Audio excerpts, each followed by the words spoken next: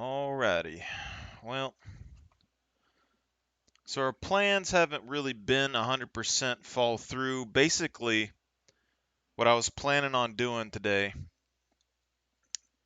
was opening all of the pre-con decks and the starter pack decks. However, one of my deliveries, uh, essentially I was going to get one Sauron the Dark Lord deck and then one human deck.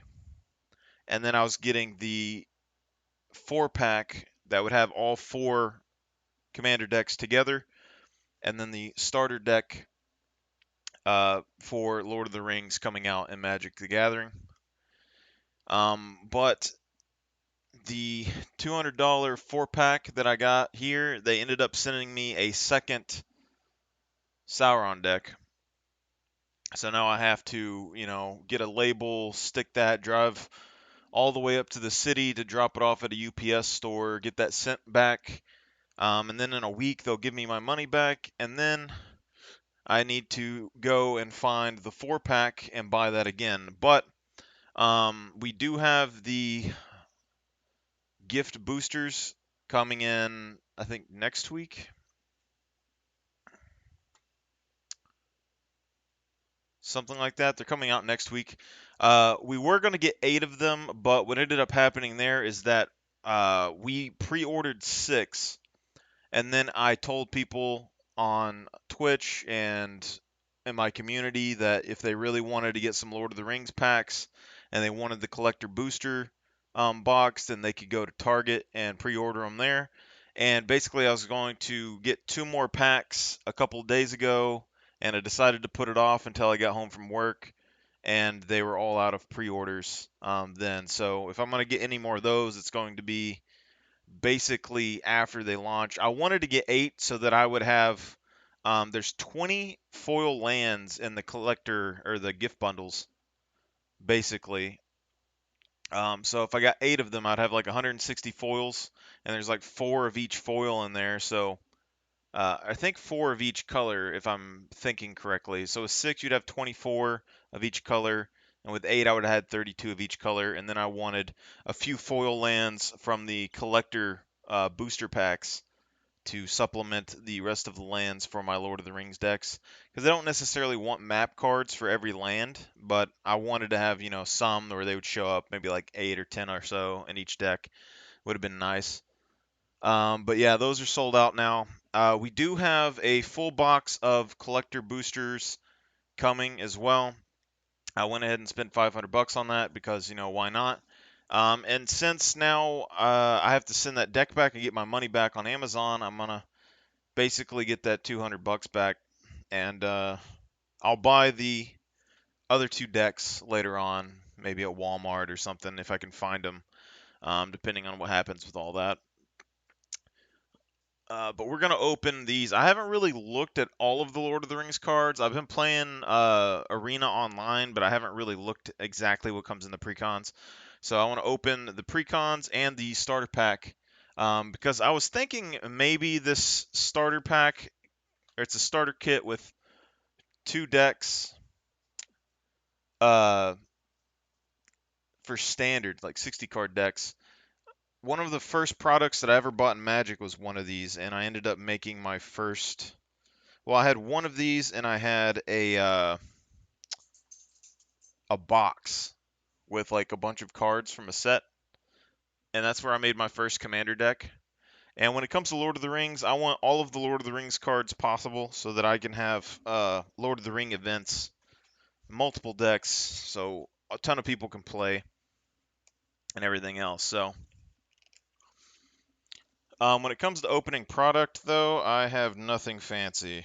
Okay, and for cam quality, this is just my normal cam that I have just for streaming and doing stuff. So quality's not super great.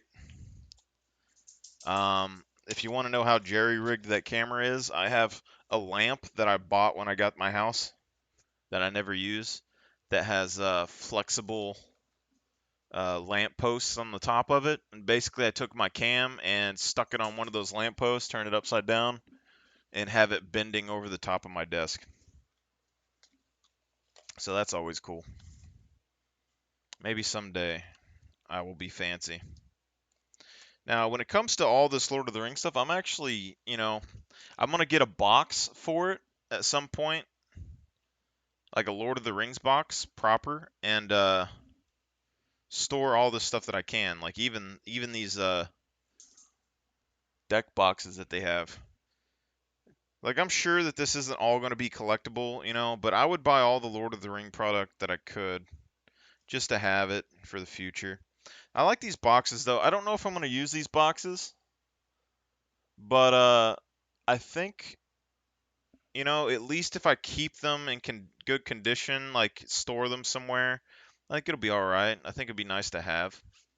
Maybe I use them, maybe I don't. Um,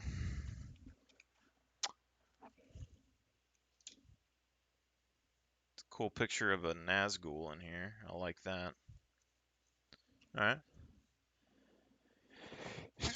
Woo. I'm gonna try and adjust the cam just a little bit. It might interrupt it.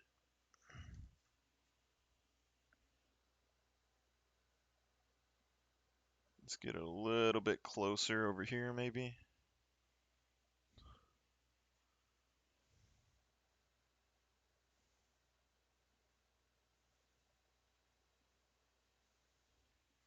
Hmm. But yeah, what I will say is that if you can find those collector booster or the gift bundles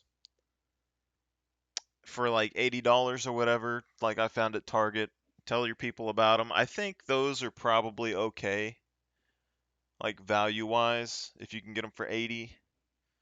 Just because you get the one ring card, which was selling for a decent bit, and you get a booster pack on top of it, then you get all the extras. But I can't tell you to justify buying a $500 collector booster packs box.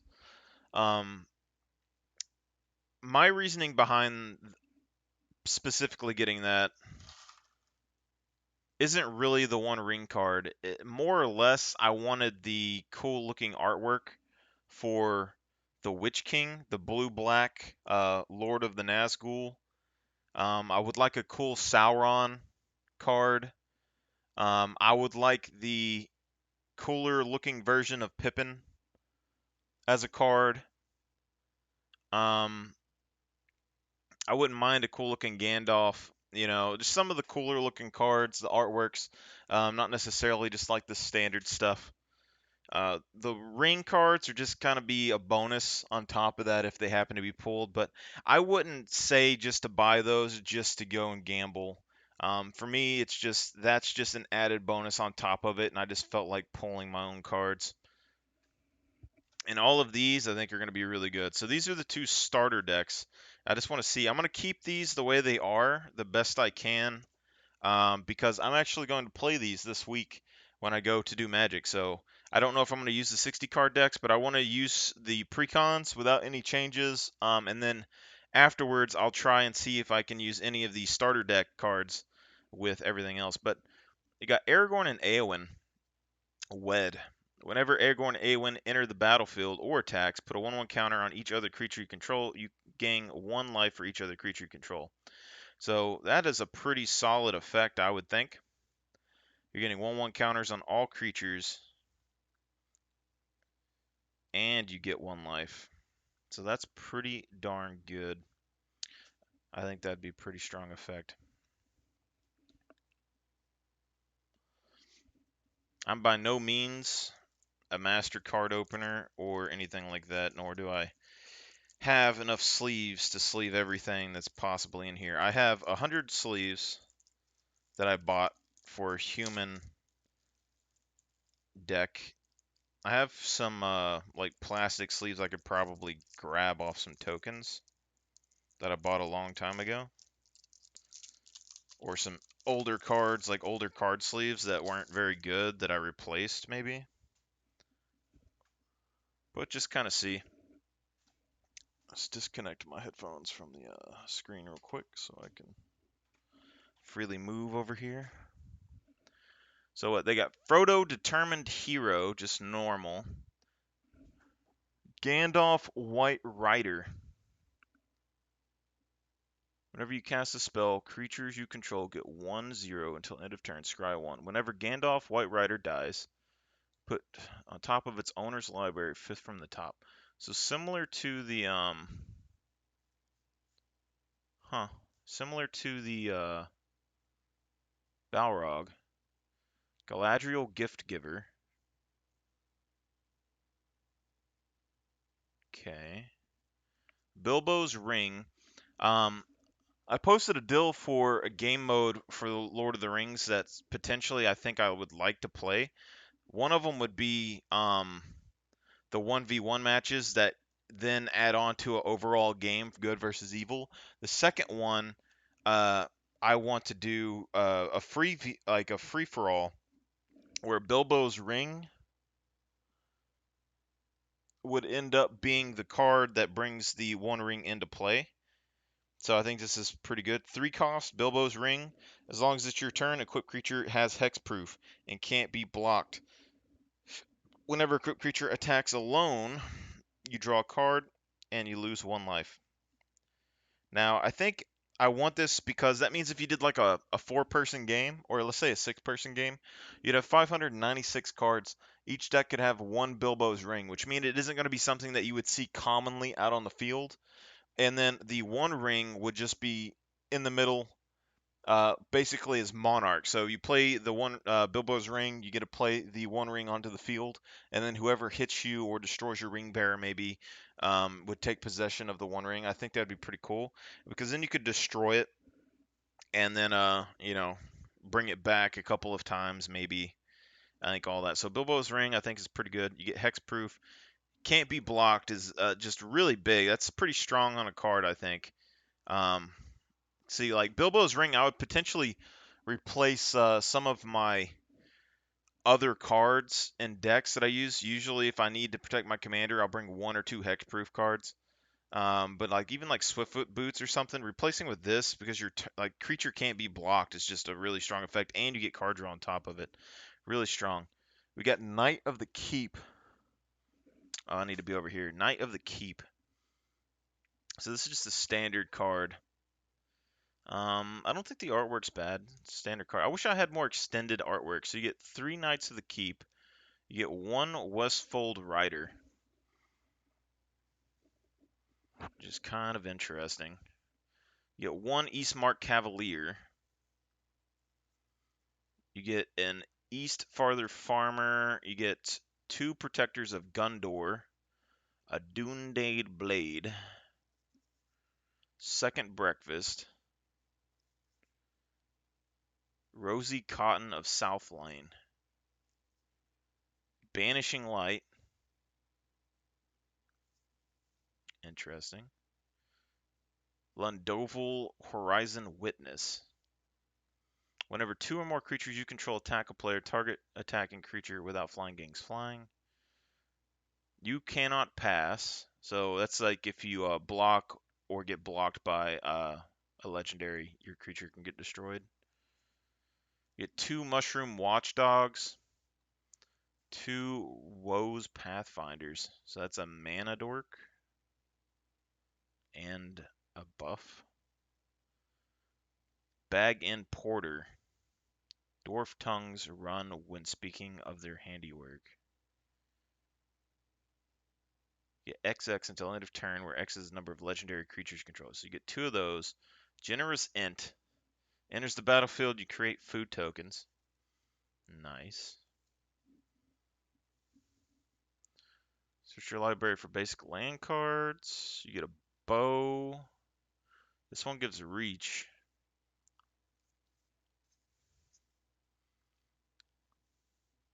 Stew the Conius. So Samwise is beating Gollum with a pan. That's kind of good. I like it. Target creature you control deals damage equal to its power to target creature you don't control. Create a food token. We get the Bree Innkeeper, and then a good amount of lands. So the Shire Terrace, I'm not opposed to this just in a commander deck, really.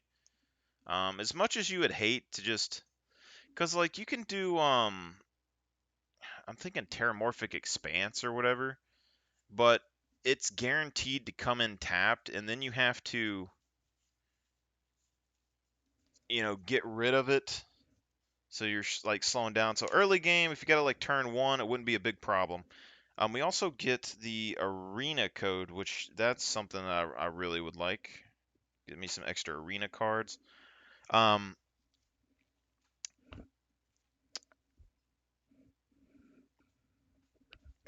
but yeah, that the Shire card, I think could actually be a pretty decent card just because it comes in and then you can get 1 mana, you know, no big deal. But then later on, if you just have a spare mana floating around, you can sacrifice it, pull out a land to kind of thin out your deck a little bit. And thinning out your deck, I think, is something a lot of people don't do in Magic very much. Part of the reason, like, why my Darien deck and stuff pops up so hard in my local area, or a lot of my decks, I've went away from using mana rocks and started using more equipments, because people told me equipments were weak and stupid, and mono white was weak and stupid, and I've never had any problems with it as soon as I started using all the stuff people told me never to use. Because with like the swords, for instance, you're able to attack. Like you can get a creature down early, equip a sword to it, buff it up a little bit, swing in. You get extra damage. You're getting extra mana, and you're getting to thin out your deck all at the same time. Which even if you don't have card draw, thinning your deck is good enough. Generally, I gotta turn my AC on.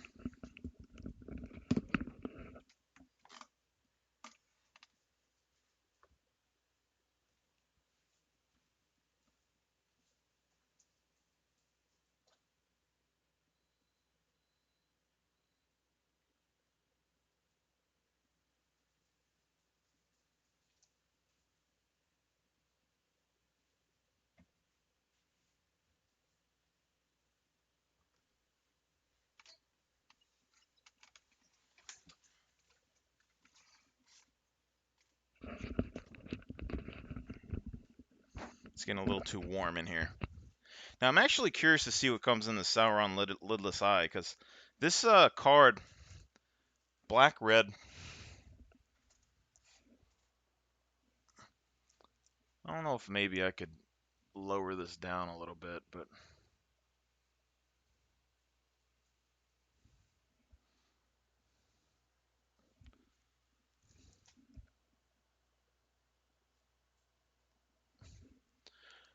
black red Avatar Horror. When Sauron the Lidless Eye enters the battlefield, gain control of target creature an opponent controls until end of turn. Untap it.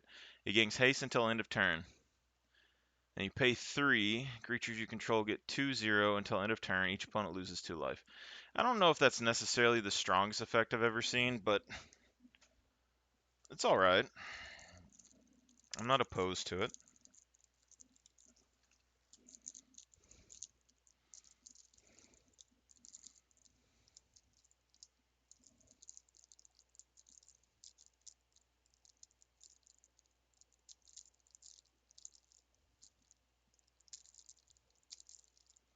Oh my. This package is glued.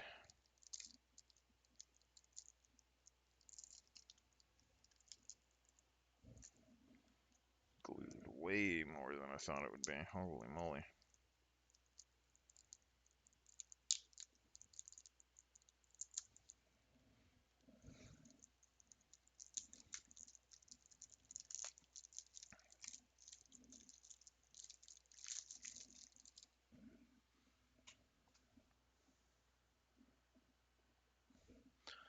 So this one, we got Gollum Scheming Guide. I'm actually surprised that they didn't do Gollum as like a colorless card.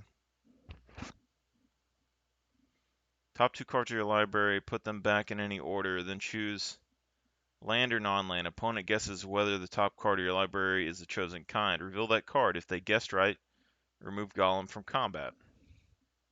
Otherwise, you draw a card and Gollum can't be blocked. That's interesting.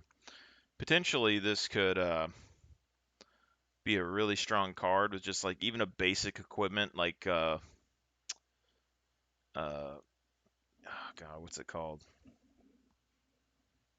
Black Blade, I believe. just unblockable, get smacked. Witch King, Bringer of Ruin. So like a Witch King deck, I really want to do this. So at least I have this card. It's not a fancy card art, but I would like the fancy card art. Defending player sacrifices a creature with the least power among creatures they control. I think it's pretty good. We got Fires of Mount Doom. 2 damage to target creature opponent controls. Destroy all equipment attached to that creature. That's pretty. That'd be strong versus my decks for sure. We got a Balrog. Opponent controls dies. Put. Huh. We got some basic Goblin Warriors. We got 2 Easterling Vanguards. Her creature enchantment and opponent controls, you lose life equal to that permanent's mana cost. I mean, Feed the Swarm. I ain't gonna say it's the best, but I mean it's 2 kinds, so it's not terrible.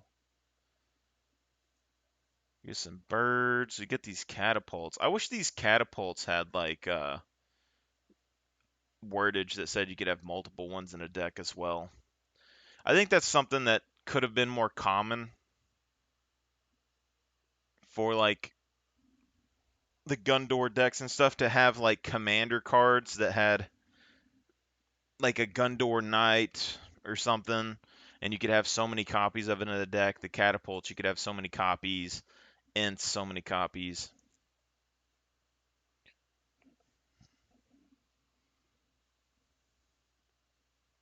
Target creature gets 1/2 and gains Death Touch.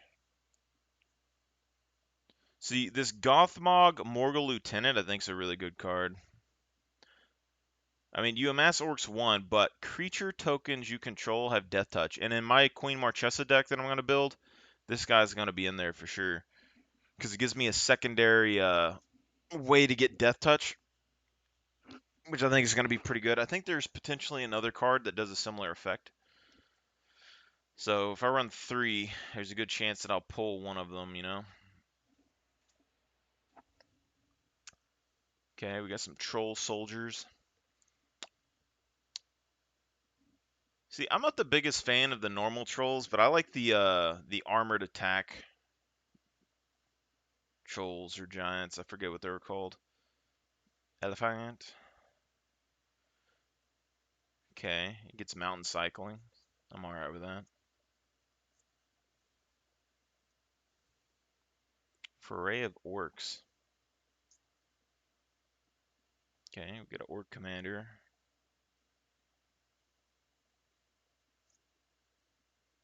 The White Hand. Mindstone. See, Evolving Wilds, yeah.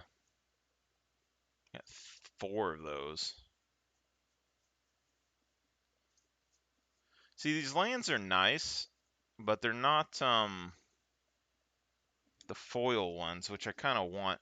Because, like, if there was ever, like, I never really bother to get foil lands for any deck, but if there's ever any deck that I'm going to get full foil, it's going to be Lord of the Rings. Definitely for Gundor. But every deck that I can, I'm going to try to get foil if possible. Okay. I thought there was going to be a couple more cards in there, but we still got the Witch King, which is fine for me in there, so I like that. And I don't think that we had the Aragorn and Eowyn Wed card in here. I probably could have bought cards online for cheaper than what I got here, honestly, but we have the pack.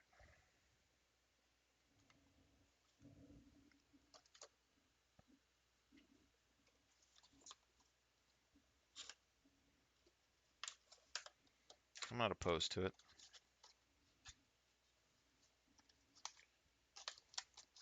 That's something I can say is like, I wish, like my uncle got me into Magic a while back, and the first time I played Magic was the funnest time that I ever had, because I just went to the store and I tried to make a deck with whatever I had, and I happened to pull some crazy cards out of some packs that were all random, And then my first deck that I ever built for Commander, I got stuck against a guy with like a $5,000 Angel deck, foil everything, every type of invincibility and effect that you could potentially imagine. And I somehow pulled it out and beat him on my first game match.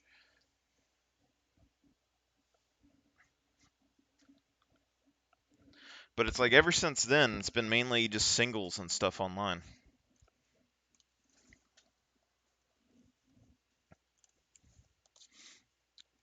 Like I've gotten like commander boxes for like Edgar Markov back in the day, but like as soon as I tried to play them, like almost every commander that I went and like bought randomly because I thought they were kind of cool, ended up getting like banned from my local area.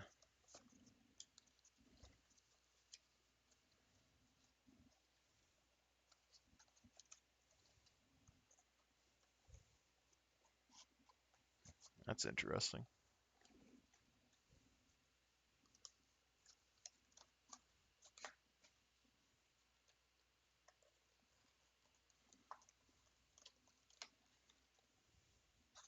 It's a box that I don't necessarily want to rip open, and I'm not exactly sure how to get it out. I just need to tug a little harder. See, some of this stuff that I actually needed, though, like these 1/1 counters and things, I've never had any of this stuff. And I keep thinking about getting things like this, and then I never do.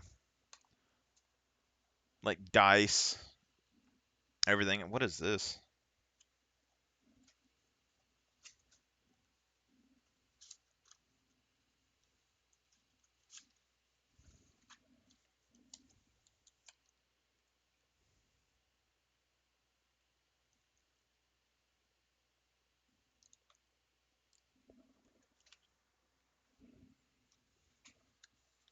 See, this one's a more generic card box, but I could potentially keep these as well.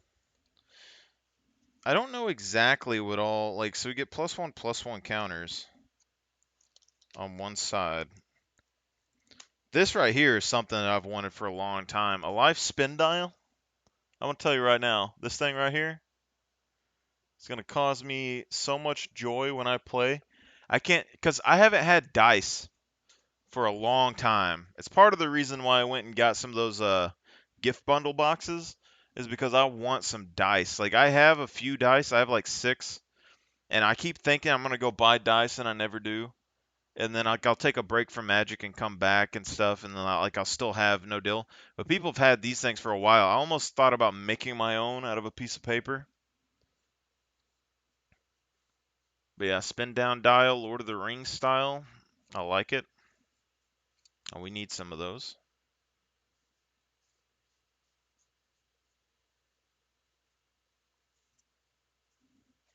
Okay, I like it.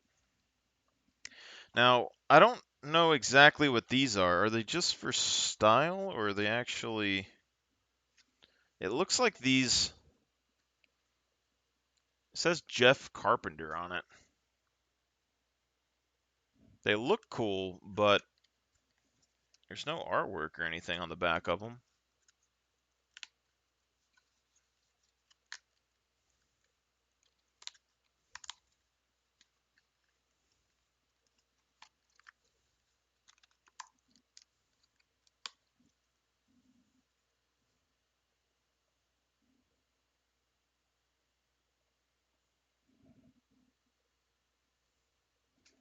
I mean, I'd probably keep that just to have it. I'm not exactly sure what it is. I mean,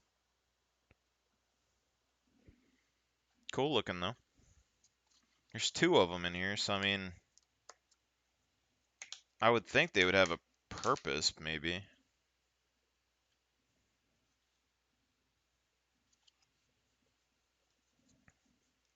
And then there's one on the front that says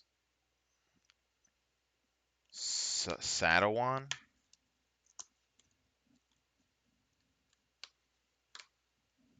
I guess maybe you're supposed to pop these out. These are like decorations for stores or something, maybe. But yeah, these like 1/1 counters. Vigilance, Lifelink. I don't know what that other one is. These are things that I've needed or would be useful. I don't think I probably don't necessarily need them, but these would be useful to have just on my tokens in general. Just to have like a box of, I can kind of showcase what's on my tokens a little bit better. And 1/1 counters are cool.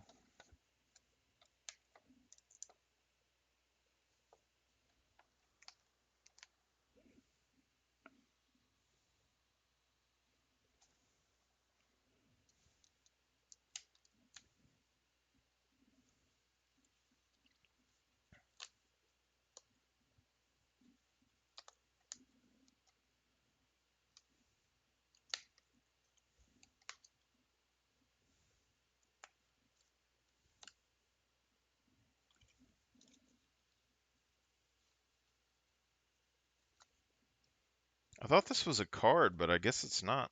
They tricked me out on this front part. I thought that was a card. I don't think it is. You could definitely cut that out and use it as a card if you wanted, though. Holy moly. At the beginning of combat on your turn, if another human entered the battlefield under your control this turn, create 2/2 red human knight creature tokens. My thing is that I'm gonna make a Gundor deck at some point. It's gonna be Faramir, Steward of Gundor, and then like Helm of the Host. Copy paste. I mean that's like crazy card draw, crazy token generation if they try to attack me. It's gonna be good. All right. So we got that first part there.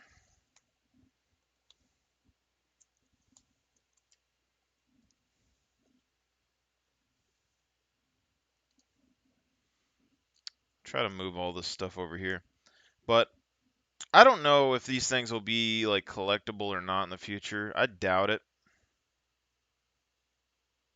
Probably just gonna be like generic Magic stuff. But I could see like if Lord of the Ring fans like later on down the line, or like if new fans showed up and wanted to collect some of these, like 60 years from now, having some of them might be decent.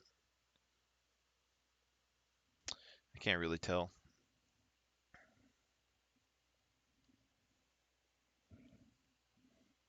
Got life down counter. We got the sample booster pack.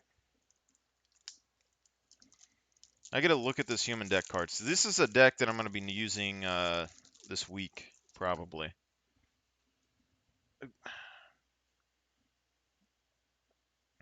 And actually, this is the deck that I have some card sleeves for. I got Gandalf with a Gundor symbol in the back of it.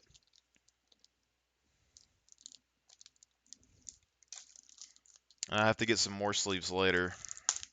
I got a bit too much stuff going on in my life right now to keep buying more card sleeves, but I'm gonna need like 1,000 packages of sleeves for sure. 100%.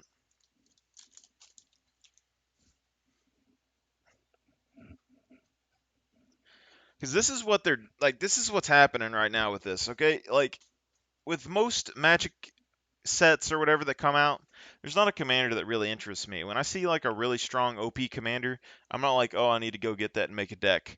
When it comes to Lord of the Rings, I don't necessarily have an urge to play every deck. Like I'm mainly a Gundor player, or like I like Armored Cave Trolls because that's from like the Battle for Middle Earth 2 sort of thing.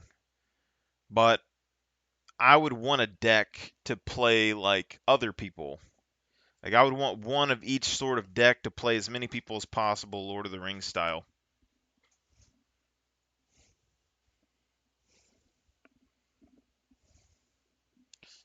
Try to fix my headset real quick.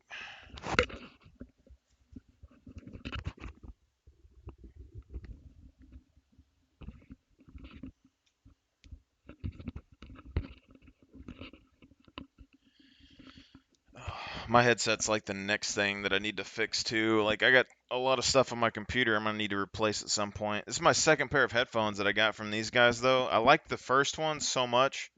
They had like a defect in them that anytime I played a game that had like bass in it, basically the other headphones that I had, they had a defect where like they would vibrate before you would even hear anything. And then they ended up breaking at one point, so I had to replace them with these, and it doesn't have the issue. But now this one, like the earmuffs and stuff, are starting to fall off because I've had them for so long.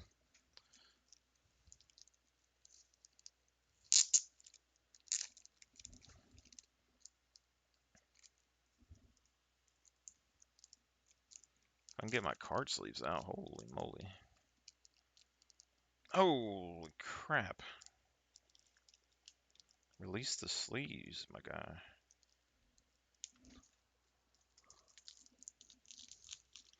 Alright. These are a little bit more sticky than my other ones that I use in my other decks, but whatever. So we have Eowyn Shield Maiden.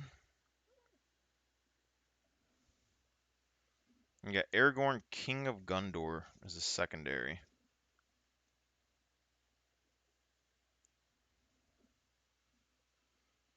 King of Gondor, 3 color. Enters the battlefield, you become the monarch.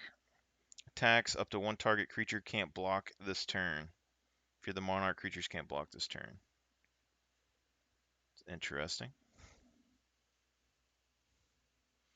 Lost to Legend. Put target non-land historic permanent into its owner's library, 4th from the top.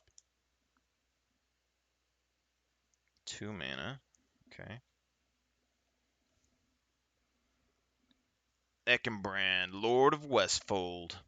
So I don't know Westfold from the movies or anything, so this is kind of interesting to me. It sounds like it's like a Rohan thing. Um,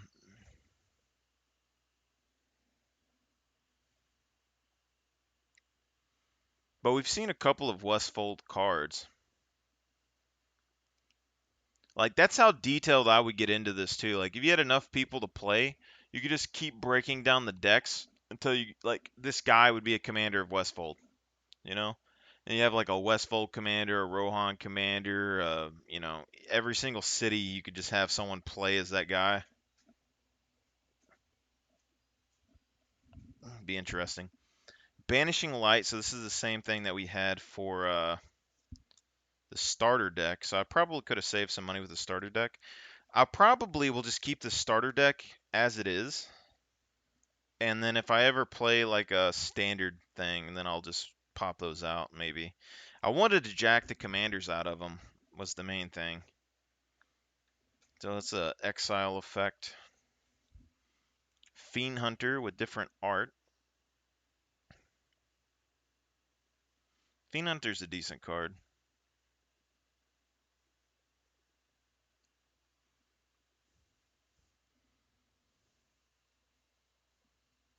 Hmm. 1/3 for 3. Payless Jailer. This is a Monarch card reskin. Another exile target thing though.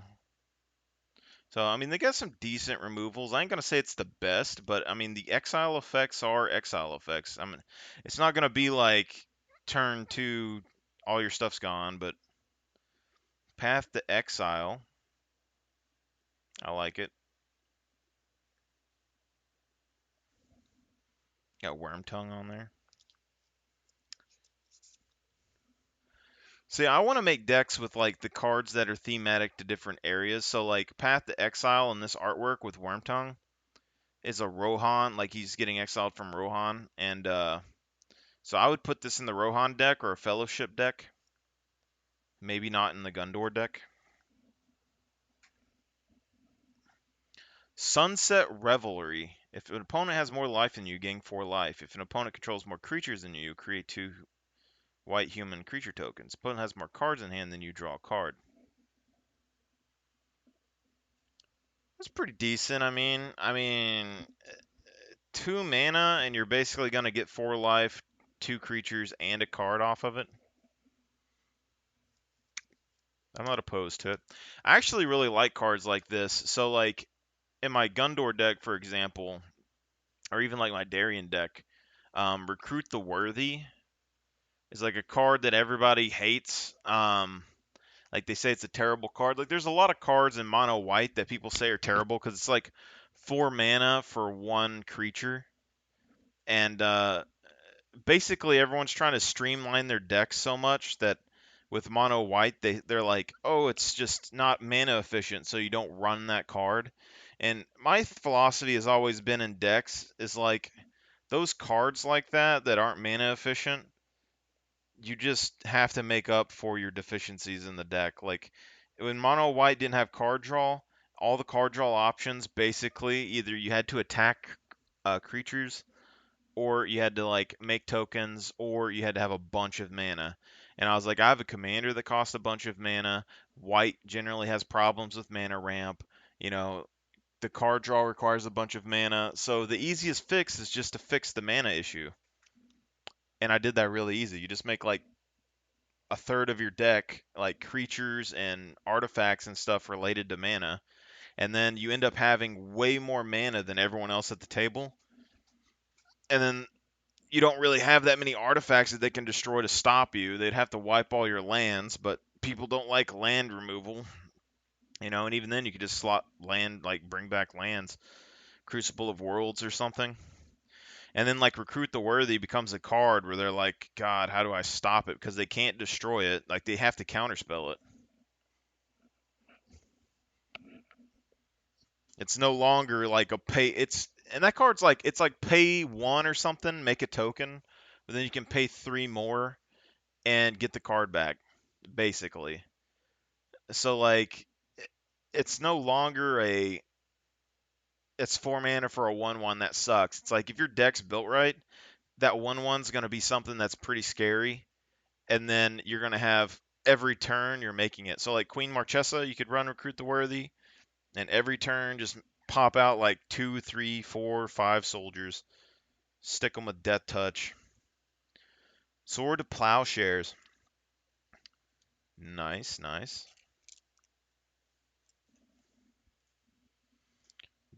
Village Bellringer.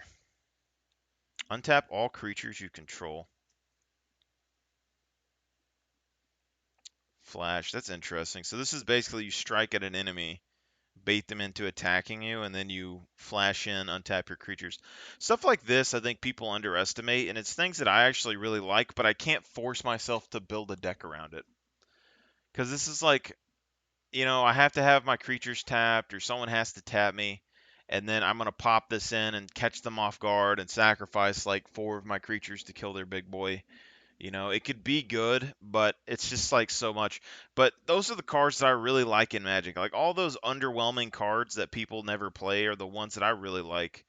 And like especially ones like Entrapment Maneuver or like Barrage of Arrows. Prince Imrahil the Fair. I'll be honest, I want his other artwork. I have no idea who this dude is.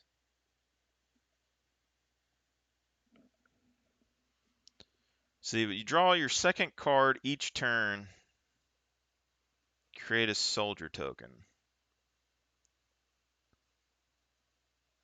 It's not like the best. I don't think this is necessarily the best card in the world.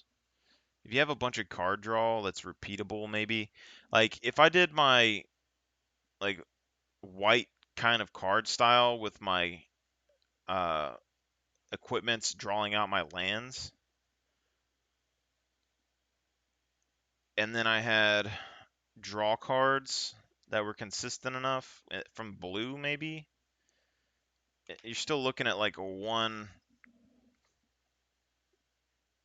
creature on your turn, unless you can somehow consistently draw 2 cards on all your opponent's turns. And then it would be better, but I don't know. You would have to have a good setup for that. But it is a true 2-drop legendary. Like, if this was your commander, 2-drop it, I don't think it would be too bad. You'd still have to be able to draw. Like, you'd have to have this commander and then, like, a bunch of draw cards. Like, low-cost draw cards. To get it going. Like, otherwise you just see, like, Beyard. Humble Defector. Tap 2, draw 2 cards. Target opponent can gain control of Humble Defector. Activate only during your turn. I like this. I would probably put this in my Queen Marchesa deck too. I mean, you get one use out of it, draw 2 cards, and then you can give it to them. It would work really good with my Queen Marchesa, I think.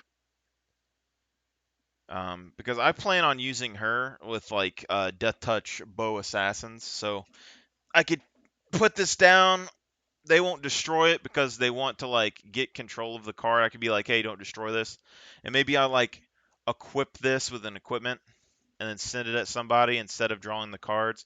But I also wonder like if I equip this with an equipment, okay, then I can just tap, draw 2 cards, and give my opponent my creature with the equipment attached to it, and it'd be a really strong monster, and I'll just be like, hey, use that to attack my enemies, um, or I will hit it with a Death Touch bow,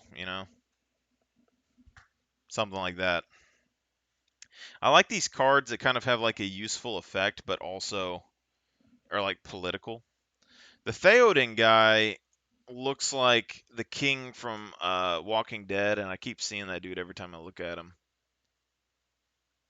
Target creature gains double strike until end of turn. It's not bad. I don't know if it's like necessarily worthy of anything crazy, but it's not bad. And we got like this Arcane Signet. So stuff like this, I might just repurpose into the Queen Marchesa deck. I mean, 1 mana of any color in your commander's color identity. So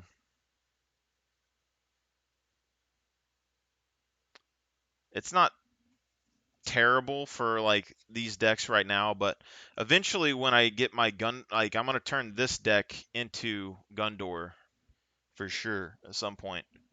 So we're gonna have Prince Faramir the Fair or the Steward, and it's gonna be blue-white, and I'm not necessarily gonna need the mana fixing here, so I can repurpose the card pretty easily, I think. Or I could stick it in the Fellowship deck, but we should have another one of these cards when the Fellowship deck gets here. So, and then we got Commander Sphere. Add 1 mana of any color identity to your commander's color identity. 3 mana, sacrifice it, draw a card. But I'm not hoping that I need any of this color fixing for Queen Marchesa. I doubt that I will, because with her, I'm planning on using search cards for equipments, and then the equipments are going to get me my lands that I need. So these are probably alright, but equipped creature gets 3/1. We got Heirloom Blade. When it dies, you may reveal cards top of your library until you reveal a creature card that shares a creature type with it. It's like stuff like this, I think I would use in my Marchesa deck maybe as well. Uh, the one thing I have planned for the Marchesa deck that I don't have for these, like we're gonna get all of these fellowships, fellowship deck, Sauron, uh, the Witch King, elves. The Ints I will if possible, but if not, they're gonna be like in the Fellowship deck. So I'm gonna make every single faction that I can in Lord of the Rings the full-fledged deck, preferably only with Lord of the Ring cards, preferably in foil as well. So that's gonna be really good. But we're gonna do the Queen Marchesa deck at some point during this period as well, and I want one of the major themes of her deck to be like each of my creatures can block multiple creatures. So we got Herald's Horn. Enters the battlefield, choose a creature type. Creature spells you cast cost 1 less. At the beginning of your upkeep, look at the top card of your library. If it's a creature card, you may reveal it and put it into your hand. Interesting. Could be good. Could be good. But yeah, I don't know if I'm gonna. I might make proxy for the Marchesa deck. I don't know. At least the commander, but we're gonna start off with normal cards for sure. We gotta buy more rings or more swords for her and equipments. But there's a bunch of cards and there's 2 shields that allow your creatures to block an additional creature each turn. So I think I can get each of my tokens for a Queen Marchesa deck to be able to block like 4 or 5 creatures potentially, and it's gonna be really good. So we got a Soul Ring with Lord of the Ring art. Honestly, as much as I would like to have like one of the elf and dwarf and human soul rings for each of the available decks for Lord of the Rings, I really like this card art that they have right here. It looks like Sauron is holding it or something, but that the art's just pretty darn good right there. I can't really complain. Like if I was going to use a soul ring just for looks, it'd probably be this card most likely. I mean, the other ones are thematic, but this one just pops, just pops a little bit.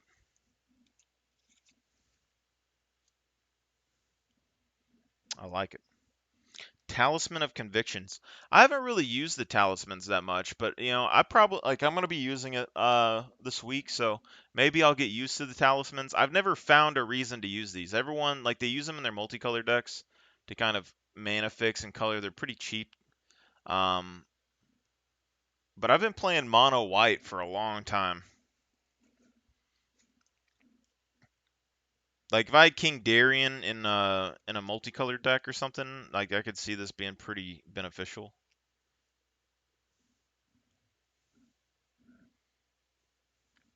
That was a white red one. This is a blue white one.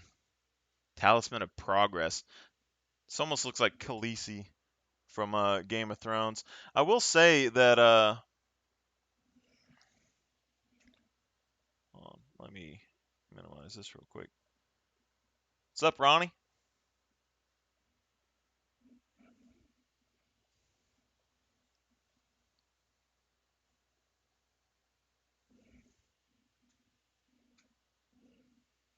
You like Lord of the Rings, Ronnie?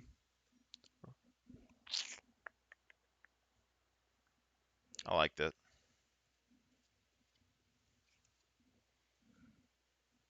I think if they end up getting like right now, I could potentially make a dwarf and a goblin deck at some point using existing magic cards, but I would prefer to use only Lord of the Ring cards.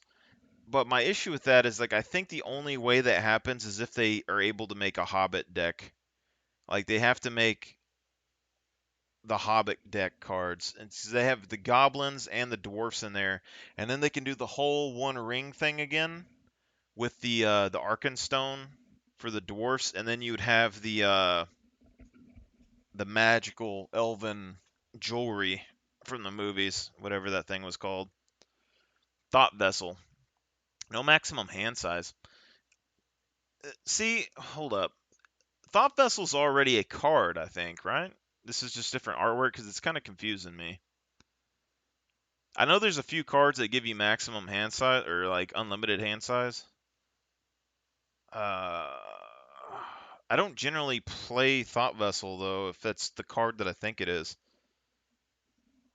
I could see in a blue deck how it'd be good. Land and ramp. It kind of depends, honestly. So like Commander and Magic is generally 100 cards, right?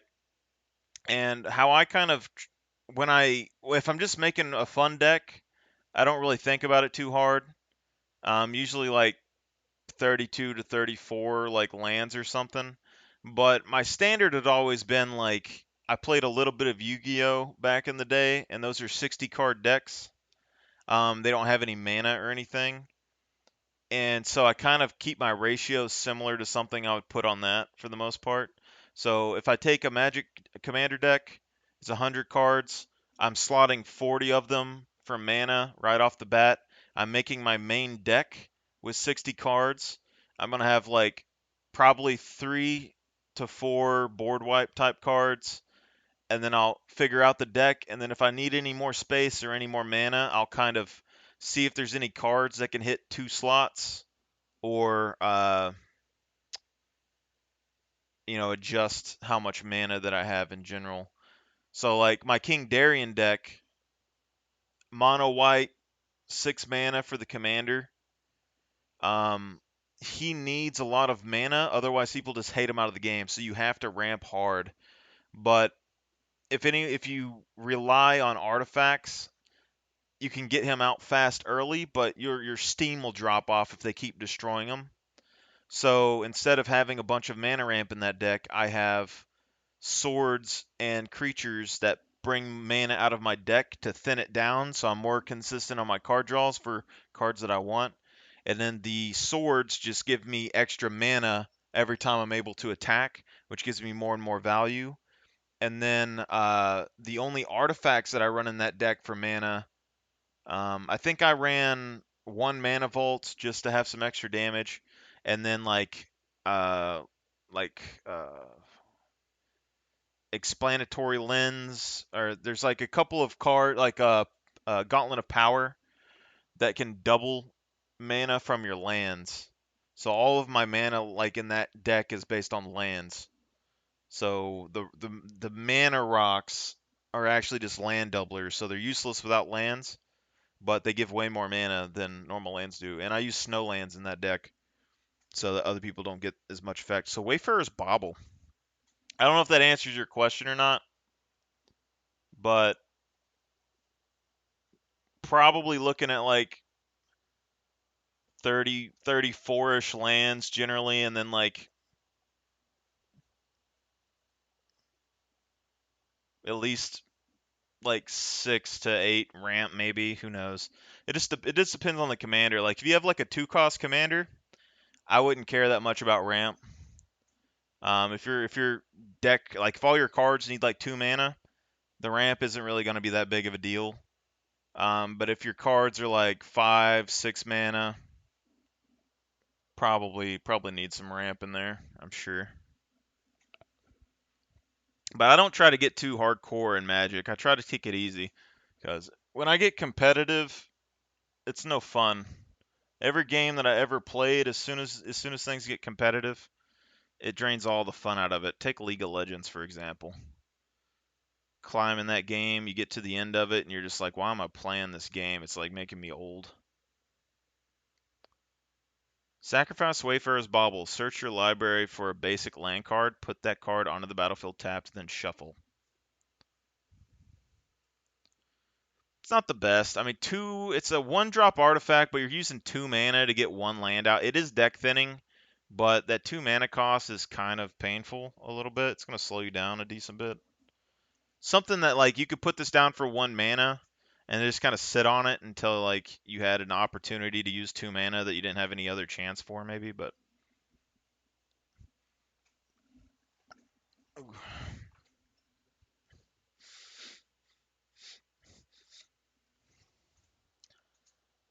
hey Ronnie, tell me what you think about this idea though when it comes to Lord of the Rings. I don't know if you've ever played like the RTS for the old Lord of the Rings, but you know how they have the One Ring card? So I want to make a couple game modes. One's going to be like Commander with like three. It's probably starting with 3 decks for good, 3 decks for evil. And then each of those are going to be 1v1 fights, and as soon as one of those players get taken out, the other team is going to be able to join in on the other fights. Whoever wins wins. The second one would be the One Ring. Instead of it being in people's decks, it'll be like a global artifact, um, like the Monarch ability.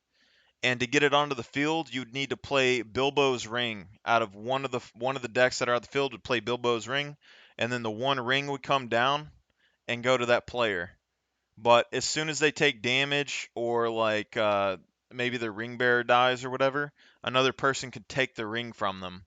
And that would be basically a secondary monarch effect that would be more rare and more powerful during the game. And you could either use it and try to keep it, or you could destroy the ring, and then you would have until someone else plays another Bilbo card, it would be gone. So I mean, I think it'd be an interesting way to play, but I'm not sure what other people think about it. I'm gonna talk to the people at my local area about it when I go this week. Got a command tower. Well, man, have any color identity. That'd be good for Marchesa as well.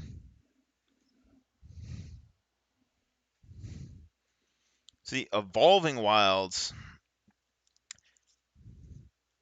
I like the Shire card more than I like Evolving Wilds. Like Evolving Wilds it's okay. Like early on in the game or something, it's fine, but later on it just feels kind of bad. But that Shire card they just came out with, colorless mana, untapped, and then later on you can dump 1 mana into it and search out a land. I'm fine with that. I'm fine with that. Path of or no Field of Ruin. This is a reskin. Yeah, destroy non-basic land. That's interesting.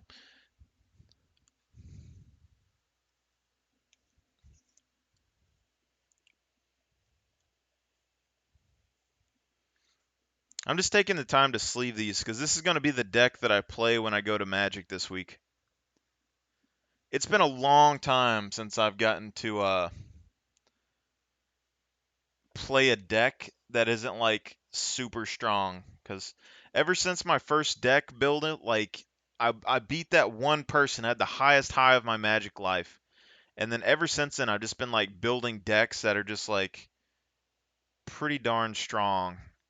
And I really miss just being able to just grab some cards and play some stuff.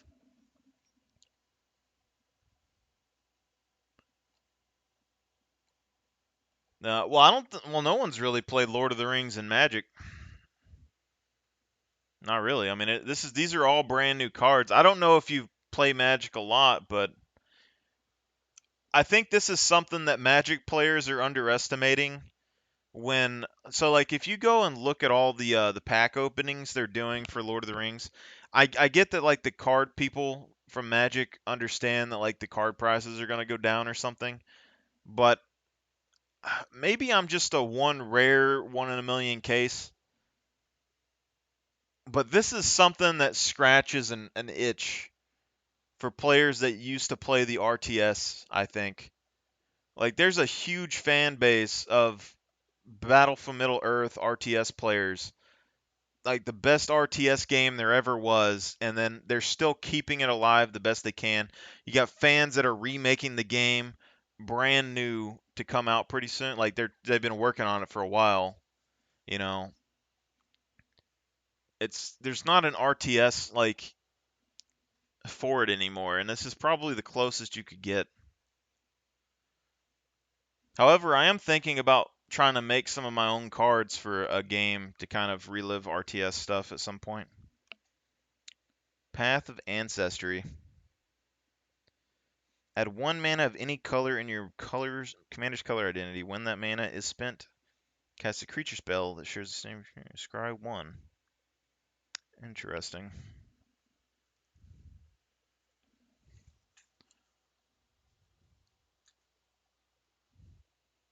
Do you play Magic at all, or you just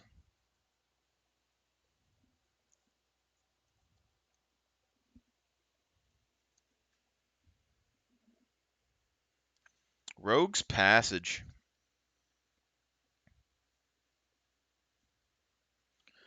It's interesting that they add cards like this in here because sounds like you should jump back in the Magic pond, my friend. Maybe not break your wallet though. Don't do something expensive, you know?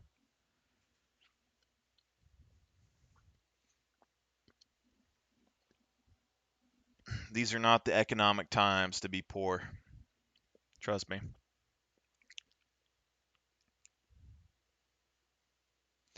So like Rogue's Passage though, they got a few cards. They got the March from the Black Gate, Rogue's Passage.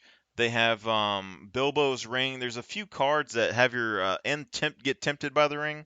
There's a few cards that let you have unblockable creatures in this set, which I think is going to be really busted for a number of reasons. And that Frodo card that can one-shot you, that's going to be the problem with this because he can be a commander. He's like a one-drop commander, and then you need like 3 mana to turn him into a rogue, and then like 4 mana or 5 mana to turn him into the other things.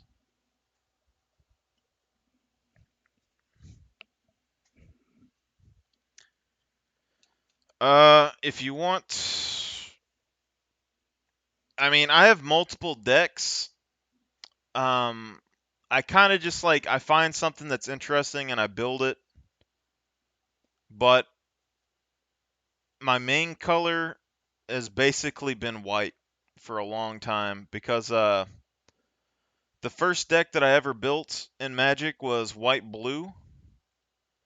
Um, it was just a mosh posh of cards with Nami Faith Healer as the commander. And Teferi Timebender was basically the commander though. Like I searched him out and played him, and that's the deck that I beat the $15,000 Angel deck with.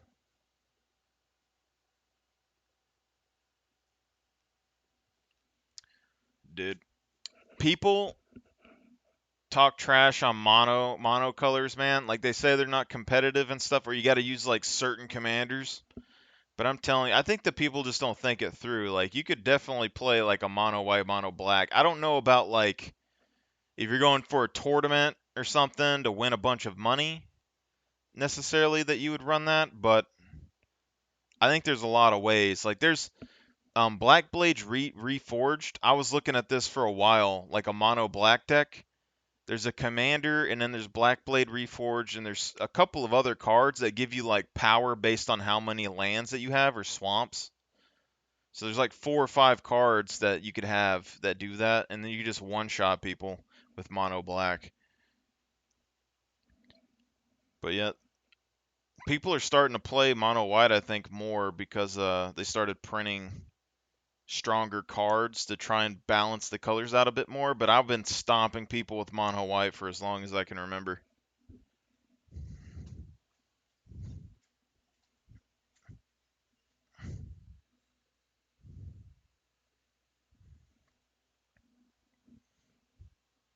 Green and white,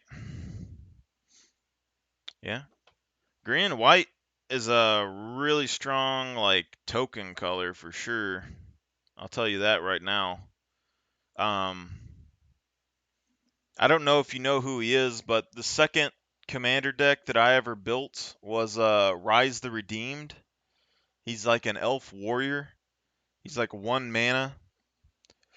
Uh, you play him, and I think it's like 2 or 3 mana or something, and you can make an elf warrior token, and it's like 6 mana, and you can use him, and he'll double every token that's on your field.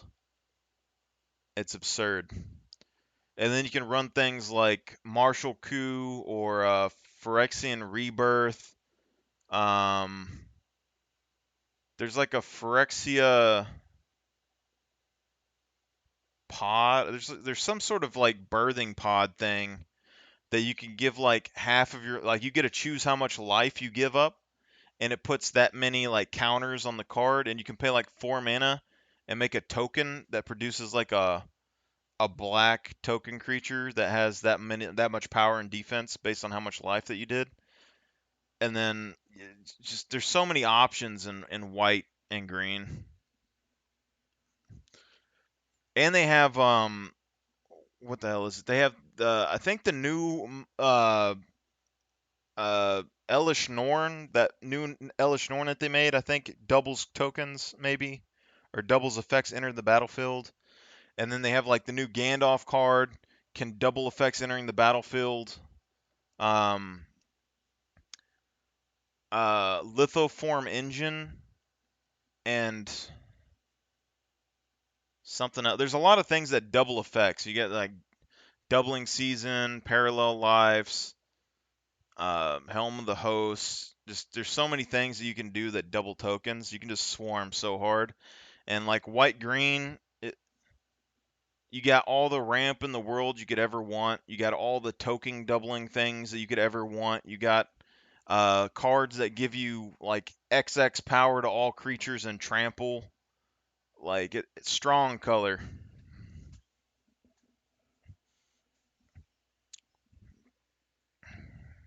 real strong. Probably the weakest thing in that color is probably removal. But you'd still have the targeted removal cards of white, like Sword to Plowshares and stuff. But green has like a lot of fighting cards, things like that, which is just it's all right.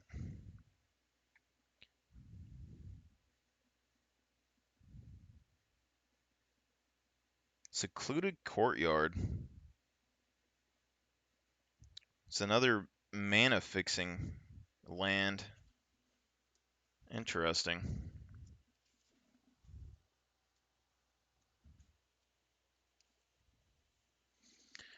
Something I haven't tried yet, but I've been attempted to at some point. I was gonna get another cam like this, but there's something called Spell Table, I think it was. You can play Magic like in physical paper, but you have a webcam kind of like what I have set up here, and everybody that you're playing against has one, and you can see each other's fields. I thought about trying that at some point. Terramorphic Expanse. Sacrifice Terramorphic Expanse, search your library for a basic land card, put it on the battlefield tapped, and shuffle. Interesting.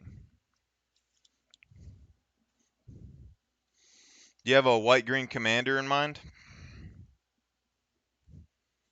I can't guarantee that I know what it is, but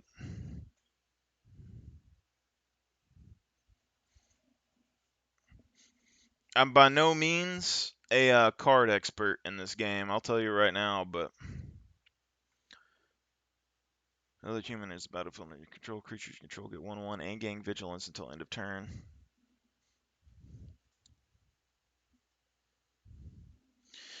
I think the really powerful thing with Magic is that like there's a lot of cards that people say aren't competitive, but I just feel like there's a way that you could probably make any card work, or especially in Commander, like if it's a 1v1, that's where you have to like slug it out and get stuff done really quick. But in like a full Commander game with like 4+ players, I think there's so many ways that you can make cards work in a match that it's just you can make things good. Other colors? Um I can't say that there's necessarily colors that I like with Magic. It's more about the decks. Like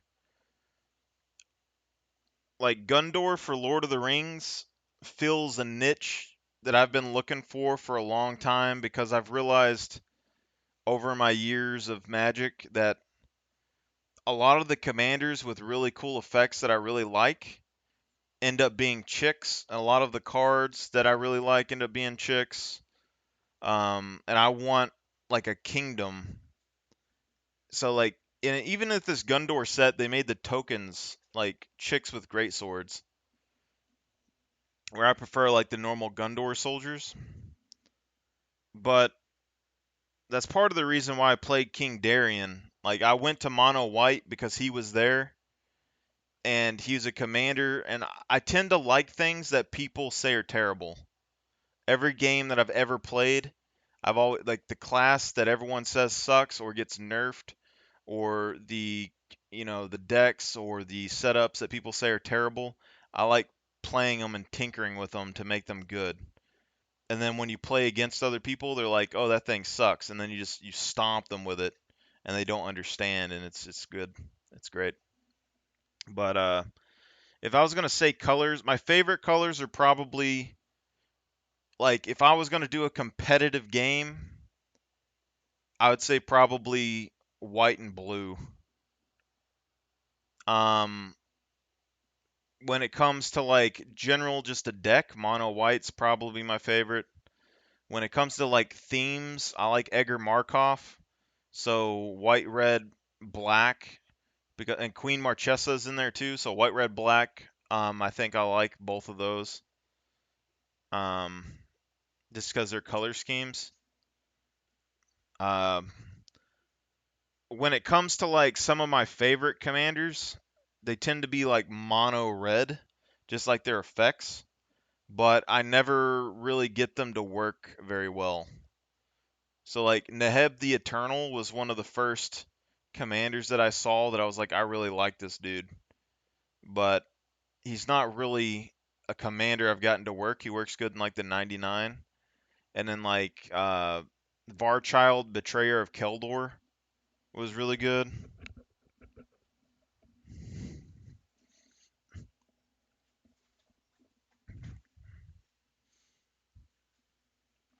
And stuff like that. But yeah, I would say probably white, blue, white, and then white, red, black would probably be my top colors that I like. Um,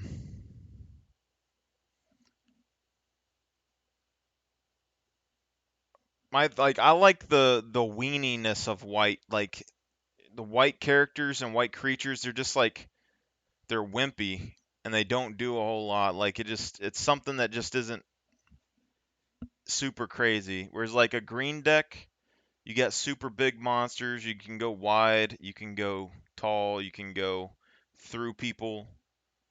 But and then when it gets to like black and green or anything like that, like those decks with like I don't like decks that have effects that just like hurt my head. Like I don't want to take a 20-minute turn. It's crazy.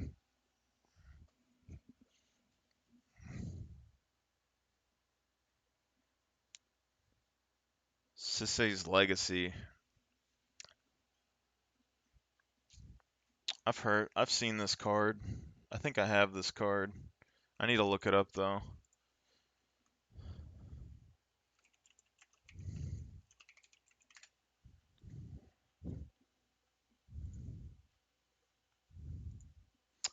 White green, 2 cost. Shauna Sisei Legacy can't be the target of abilities your opponent controls. Gets 1/1 for each creature you control. That would be pretty strong.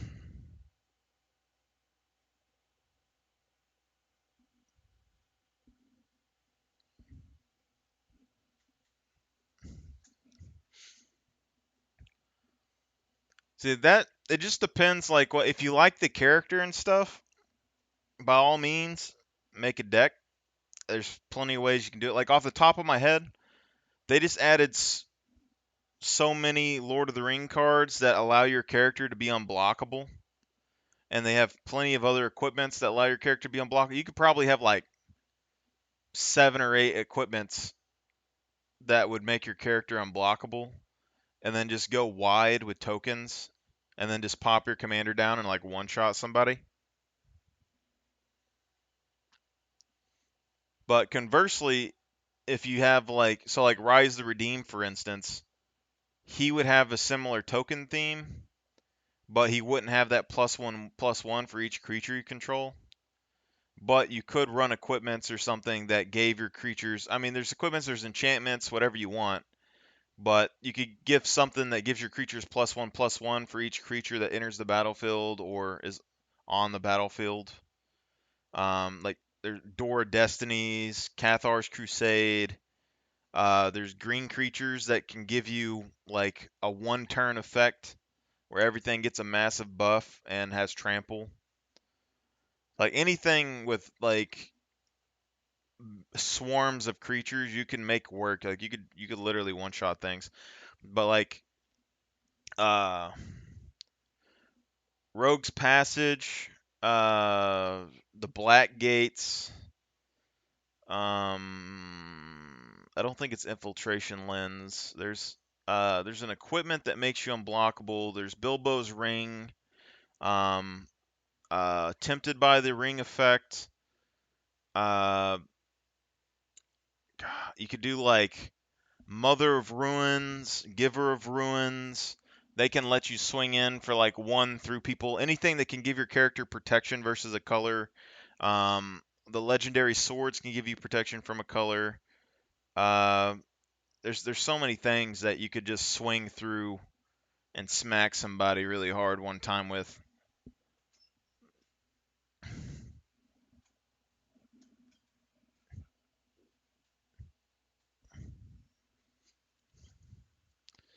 Champions of Minas Tirith. I think this is an interesting card. This makes me really wonder about the Gundor deck. If I build my Gundor deck the way I want, maybe I should do more fog type effects and stuff like this, because this one, if you're the Monarch, that opponent may pay X, where X is the number of cards in your hand. If they don't, they can't attack you. So like you could make a Gundor deck that would be pretty strong. Because Farmir, Steward of Gundor, he's like a 2-drop commander, I think, or he's a 4-drop. He's one or the other. Um, and it's like I think each turn, if the opponent doesn't attack you, you get to draw a card, and if they do attack you, you make 3 tokens. And then so you could just make yourself impossible to attack, and then just draw a ton of cards, and then swarm out there, and then when they do attack you, just make multiple tokens. It'd be great.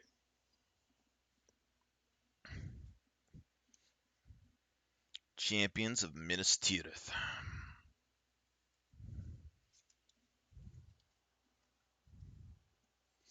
Are you like are you gonna like do competitive Magic stuff, or are you just playing with some friends or something? Dúnedain Protector. I need to look up some of these Lord of the Rings lore, because like Dúnedain, I have no idea who or where these people are. Like the Men of Dale, I know them from the game, but I don't know where Dale is.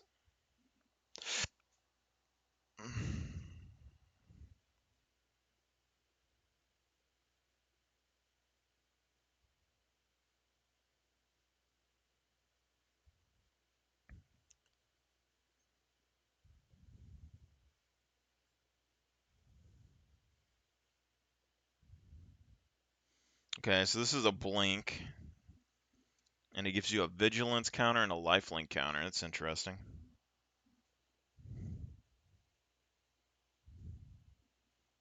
Human Noble. I'm not opposed to this card.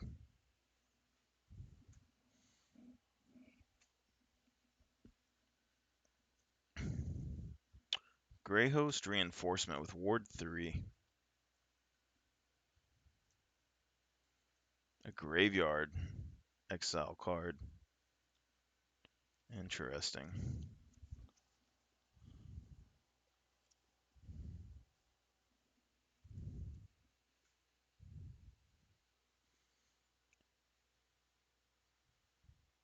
Battlefield under your control, tap target creature and opponent controls. At the beginning of your upkeep, create a 1/1 white human soldier creature token. I like it. 4-drop. I mean, it's only 1 creature per turn, but it doesn't require you to do anything.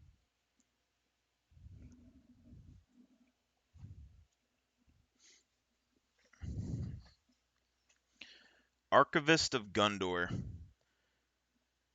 When your commander deals combat damage to a player, if there is no monarch, you become the monarch. At the beginning of the monarch's end step, that player draws a card. Interesting.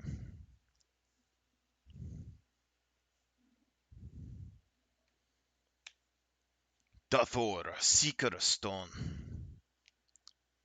Sacrifice Danthor.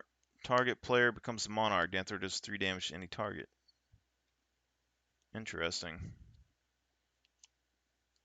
So it's a 1/3 that scries 2, and it's a removal, and it gets you monarch. Fealty to the Realm. I think this is a really good card. Monarchs control the enchanted creature. Enchanted creature attacks each combat if able. So good. And you can just enchant somebody's commander. Oh.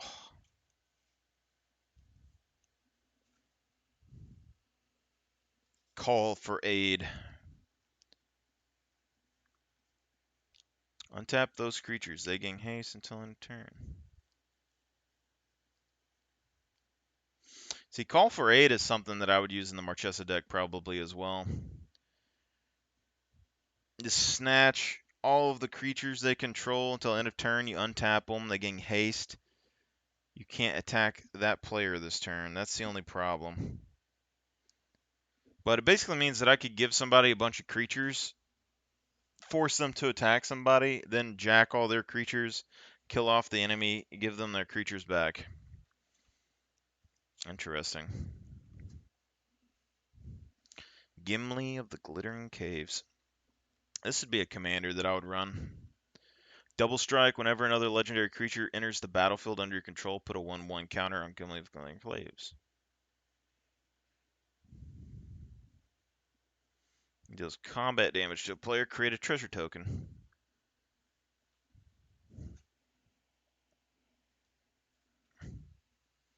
Interesting.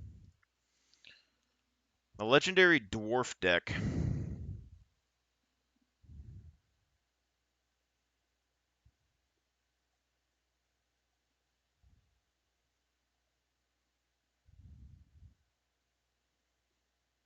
Turn 3, and then he just gives you ramp.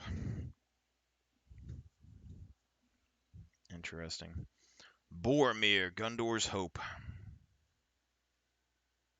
Whenever Boromir, Gundor's Hope, enters the battlefield or attacks, look at the top 6 cards of your library. If you reveal a human or artifact card from among them, put them into your hand.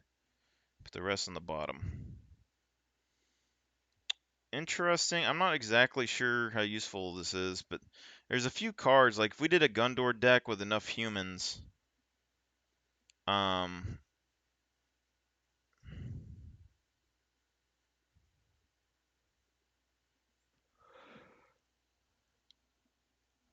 these search cards could be really good.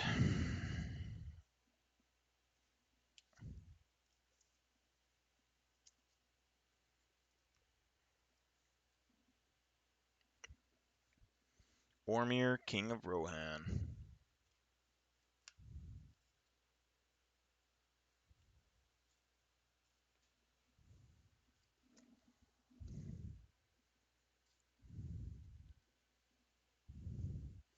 See, Faramir, Steward of Gundor. This is the guy that I think is going to be my Gundor commander.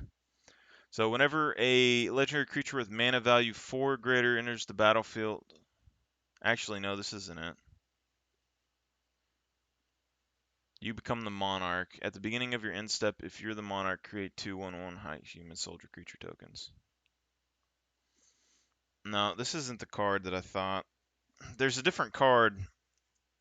Which one is it now? I could have swore it was him. Create X/2/2 red human creature knight tokens with trample and haste. Whenever one or more creatures you control deal combat damage to one or more players this turn, you become the Monarch. Interesting.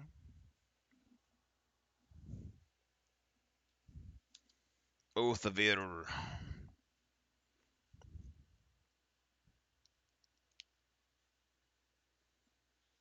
Indestructible counter. And you become the Monarch. Interesting.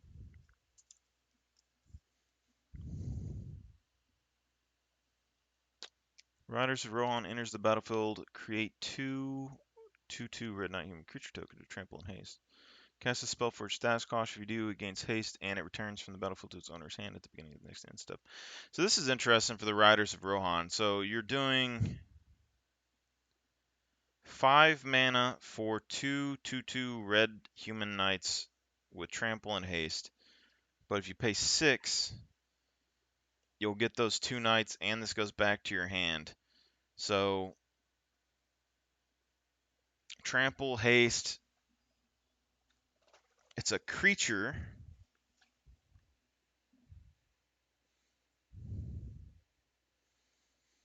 Battlefield to its owner's hand at the beginning of the next end step. So you use it, you get to go 1 turn, then you attack with it, and then it goes back to your hand. Interesting. I like it. Taunt from the Rampart is something I think I want for the Marchesa deck as well. Goad all creatures your opponents controls until your next turn. Those creatures can't block. So you goad all your opponents'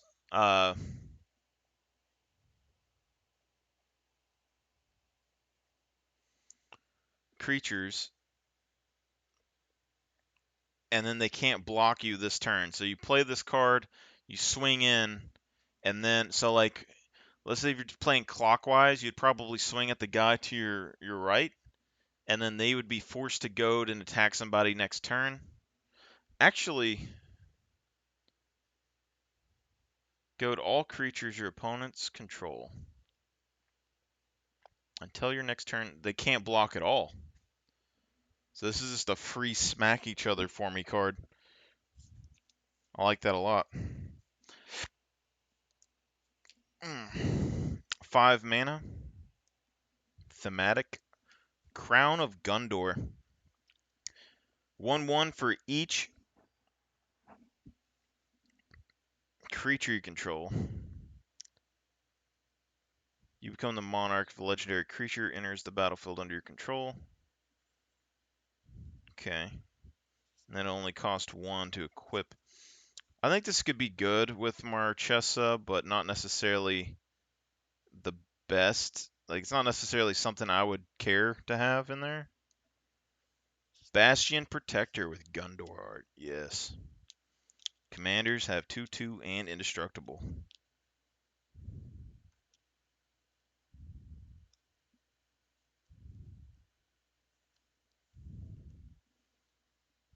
Dearly Departed.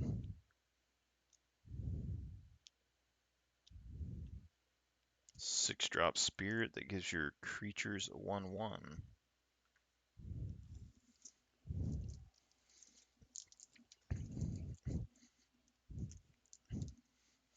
There's a number of cards that are just in this like Lord of the Rings stuff that's just something that I was planning on getting from Marchesa anyway. Like Frontline Medic. Frontline Medic and at least 2 other creatures attack. Creatures you control gain indestructible until end of turn. And it can counter a spell. Like stuff like this is just something that's pretty good. And there's like Rescue Retriever, Loyal Unicorn. There's like stuff that negates combat damage and stuff to your creatures. It's basically indestructible in combat, just like this. Not necessarily the best thing in the world, but pretty useful if you have a bunch of weenie tokens and you don't want them to die, but you want to still be able to swing in at people. And I think people really underestimate these kind of cards.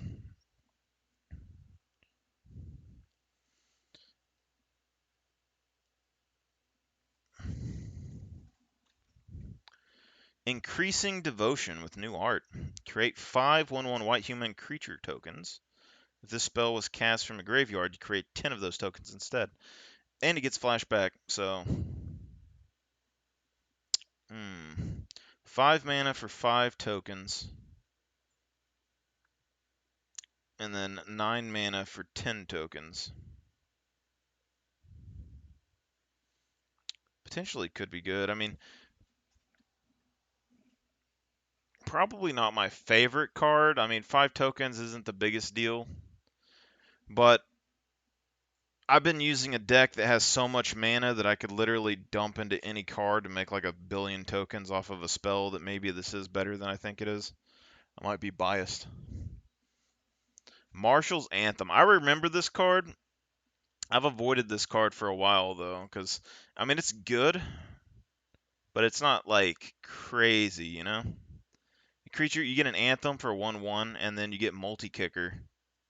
So you can pay 2, like a 1 and a white, basically, to copy it. Enters the battlefield, return up to X target creature cards from your graveyard to the battlefield, where X is the number of times Martial Anthem was kicked.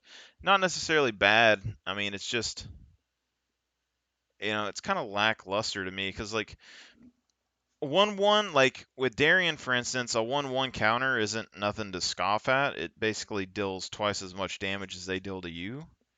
But other decks, I just don't know how useful it is to just have, like, a 1/1 counter on your creature.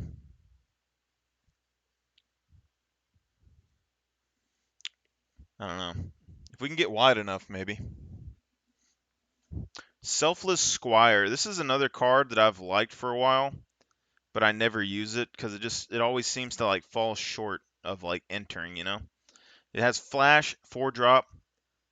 Selfless Squire enters the battlefield, prevent all damage that would be dealt to you this turn. Whenever damage that would be dealt to you is prevented, put that many 1/1 counters on Selfless Squire.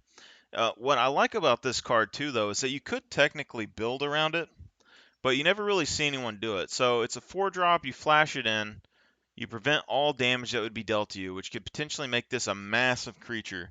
So say if you're making a deck that had a bunch of unblockable cards that would make your character like unblockable for a turn, or give protection for a turn, or any equipment, so you run this card and you just let yourself get swung at for like 20.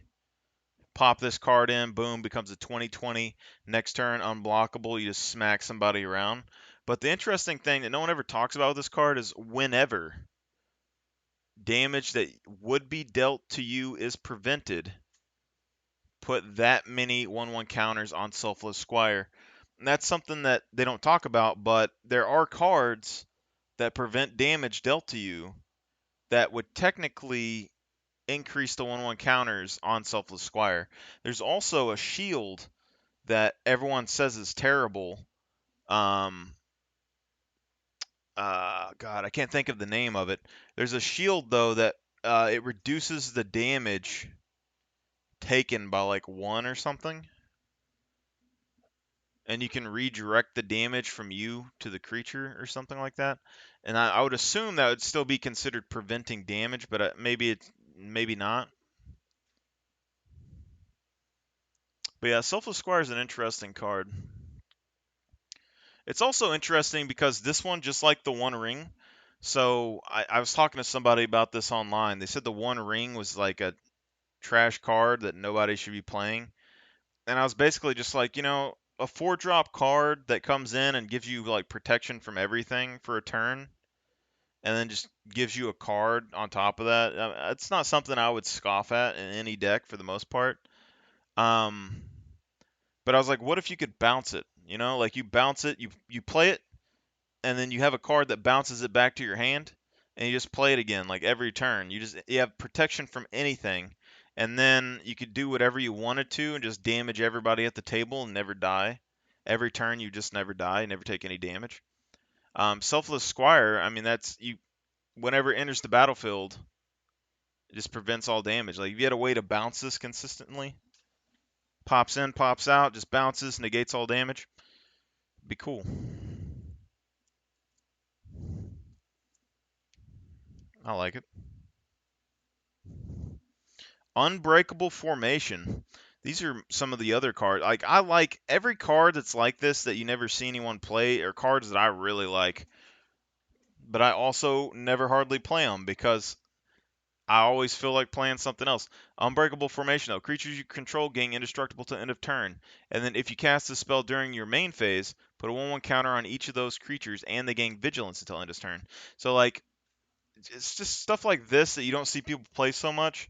Instant spell protects all your creatures.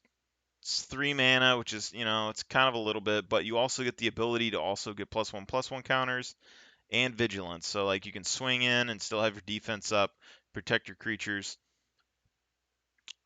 It's basically like 3 mana, get a free attack in. I can't really say that's too bad. Get a free attack in or protect your creatures from a wipe. If you're playing against really competitive decks, like stuff that gives indestructible isn't as good because people just use exile cards all the time. First strike, Verge Rangers. Top card of your library anytime. As long as an opponent controls more lands than you, you may play lands from the top of your library. I think I like this card. I'm not exactly sure how much I like it. Like my Darien deck and stuff could make use of this. It's definitely,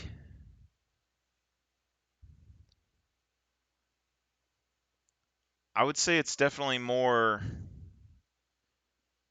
useful like than a one-time use card, but it's just playing a land from the top of your deck. Like, if you never miss your land drops, this card falls off. But if you're missing land drops and people have more lands than you, it could probably be more useful. I don't know. It seems like a card that the less efficient your deck is, the harder it would be to make worth it. Visions of Glory. 5 mana. Create 1 white token for each creature you control.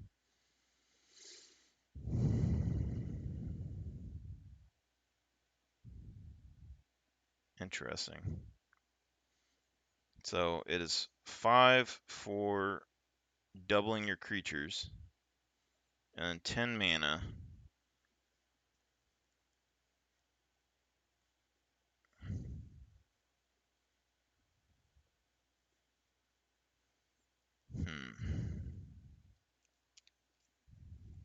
Somewhat interesting.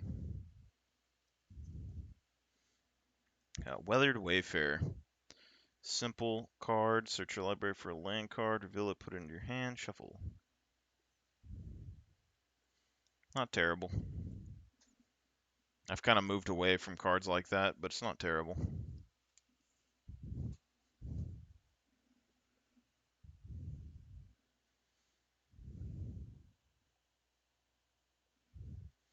Combat Celebrant. Extra combat turns. Pretty nice. Pretty nice. Court of Ire. Okay, so we got an Earthquake removal. And each player. Flame Rush Rider.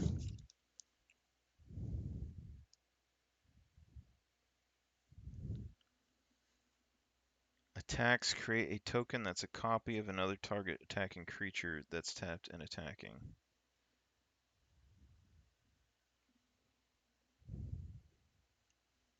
Interesting.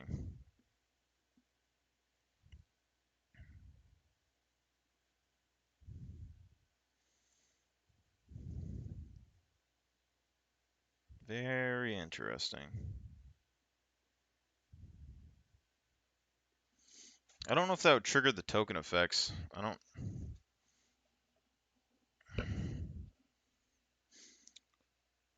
Whenever one or more creatures attack one of your opponents or a planeswalker they control, those creatures gain menace.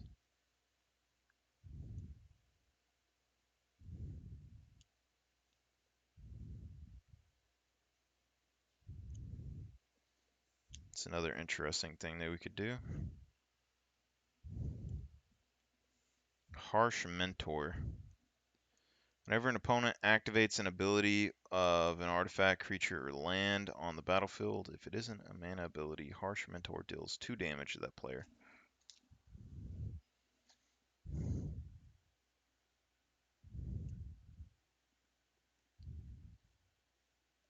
Interesting.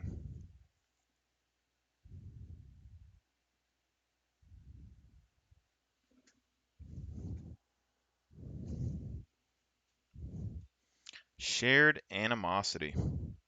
Whenever a creature you control attacks, it gets 1/0 until end of turn for each other attacking creature that shares a creature type with it.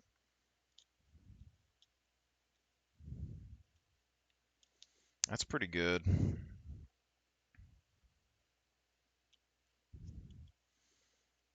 Now you have 4 creatures. They're all getting 4/4. Like you got 4 1/1 tokens. They become 5 1 tokens. I'm not opposed to that. It's only when attacking, but I mean,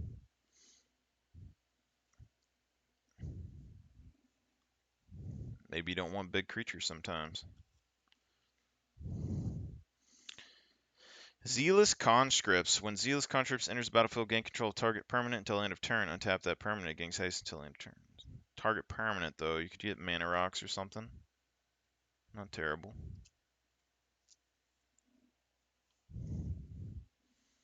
Supreme Verdict.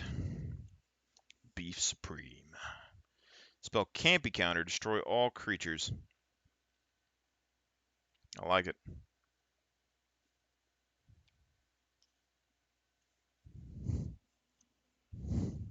That would go in the Gundor deck for sure. I mean, 4 mana to just wipe out all creatures, can't be interrupted. Can't get better than that. Door of Destiny is battlefield, choose creature type. Whenever you cast a spell of the chosen type, put a charge counter on Door of Destinies. Creatures you control the chosen type get 1/1 for each counter. That's pretty good. Pretty good. Vanquisher's Banner, also a decent card. Creatures you control the chosen type get 1/1. Whenever you cast a creature spell of the chosen type, draw a card. So, I mean, a 1/1 Anthem and card draw. Not terrible. Like it. Human deck.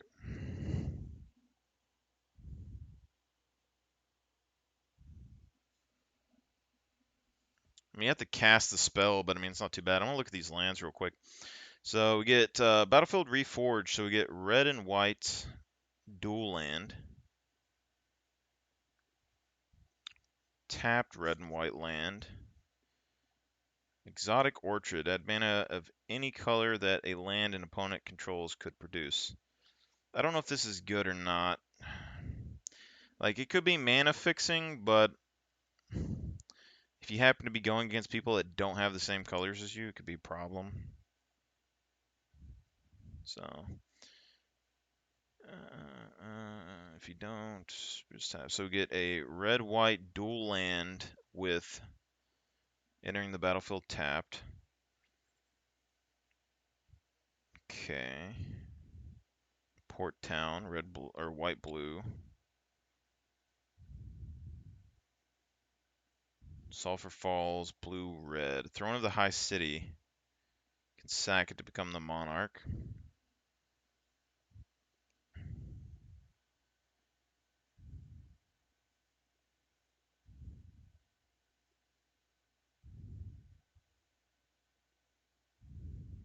Hmm.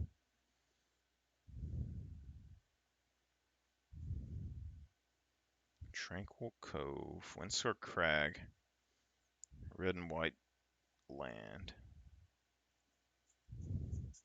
Yeah, so if I do make a Marchesa deck, I'll have a few different lands. Eowyn Shield Maiden. In the back of the deck, this one's a little dull. A little dull colored. This one's really thick. Jesus, what?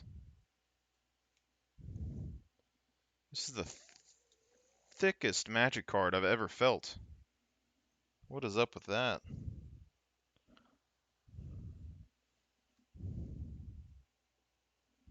Hello?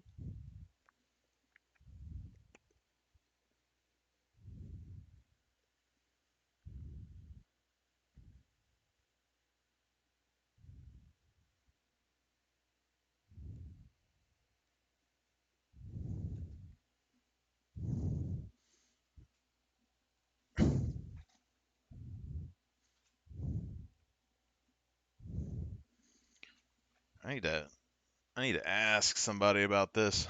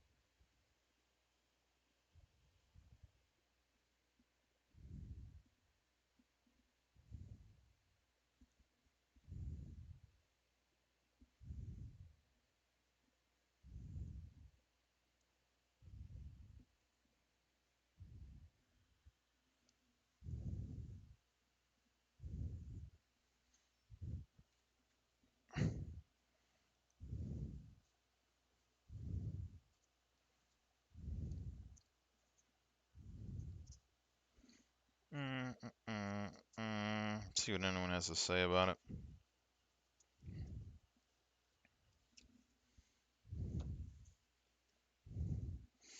Got some soldier tokens.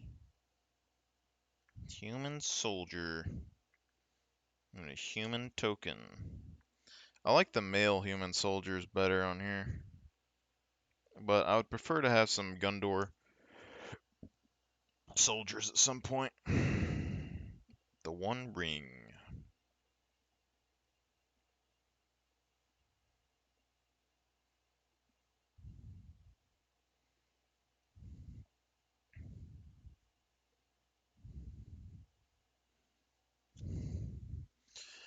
One ring to go to the mall.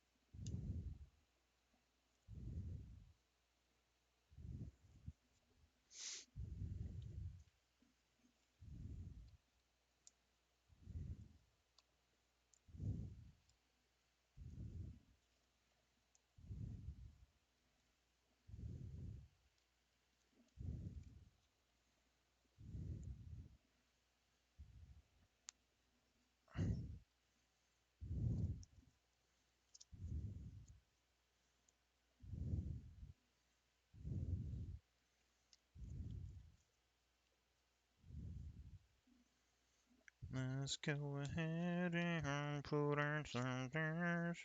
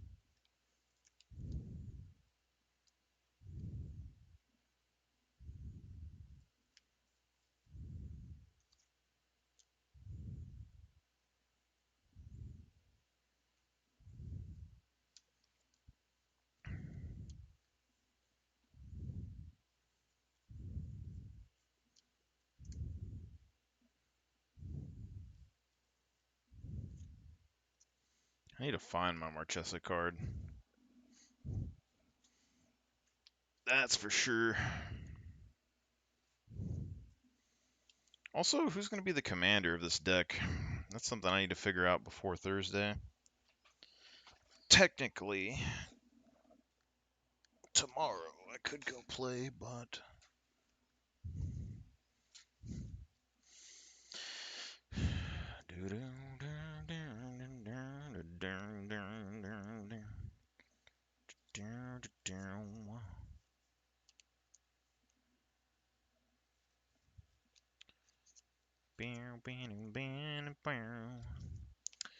this deck is 3-color, so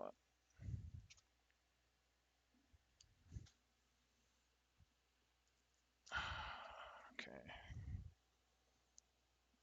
Who can be the commander? We got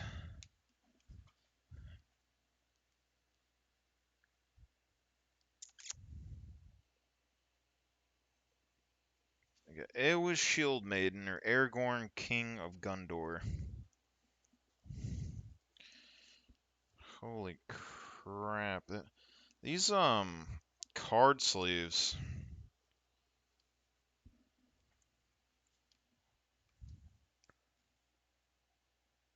These are Ultra Pro. God, these things stick like crazy.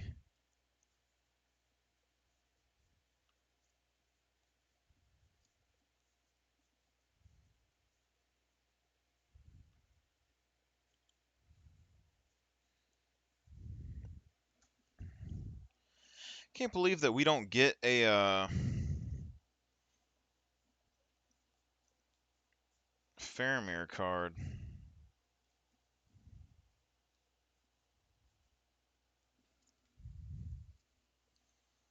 Let me go find that Shield Maiden real quick. That's what it is. There you go, and take her back out at some point. Yep.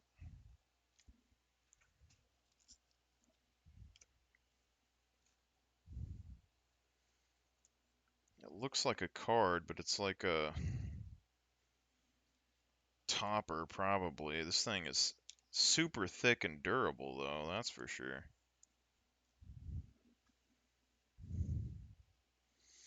Looks really good. I mean, compared to the normal card, extra shiny, extra thick.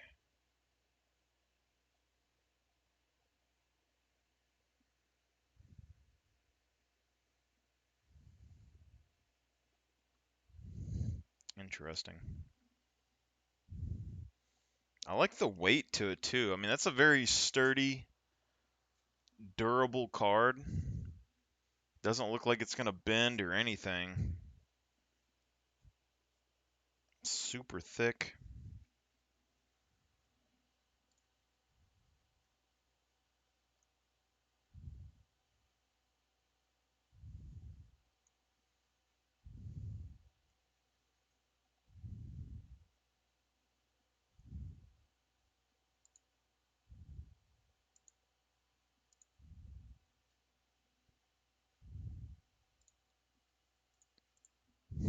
Take my money.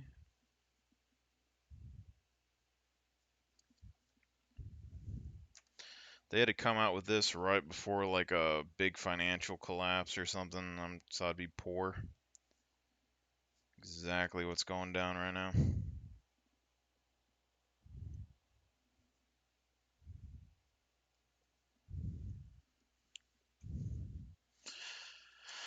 Why you gotta do me like that, game?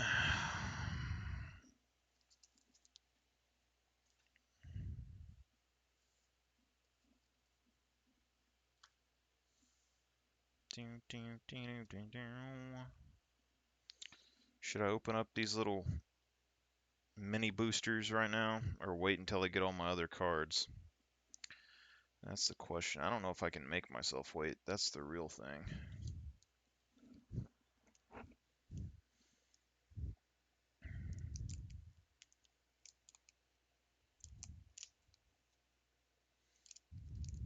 Sample pack.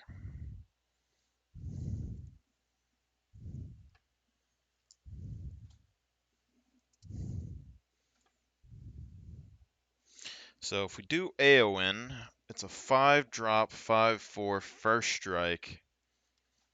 If a human enters the battlefield under your control this turn, create 2/2 red human knight creature tokens with tramp.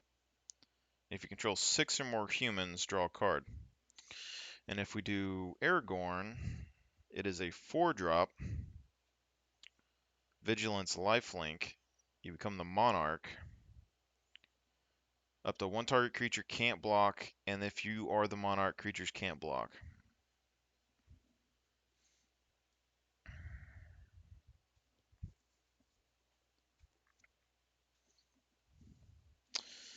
I mean, I would almost say that the Shield Maiden is stronger.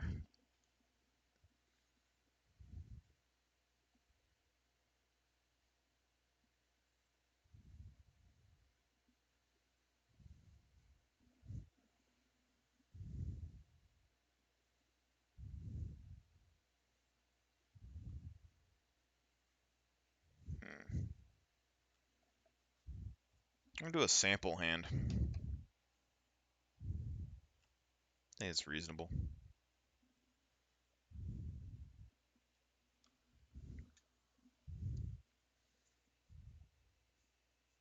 Let's go ahead and let's go all the way down here to Vanquisher's Banner. We have 2, 3, 4, 5, 6, 7, 8, 9, Jesus, 10, 11, 12, 13, 14, 15, 16, 17, 18, 20, 21, 22, 23, 24, 25, 26, 27, 28, 29, 30, 31. I don't know. Got 31 lands. And we need to find those mana rocks.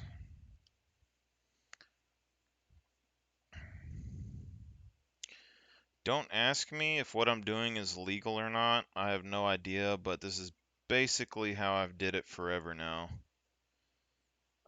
Anytime that I make a new deck or I play a deck, I will separate the mana stuff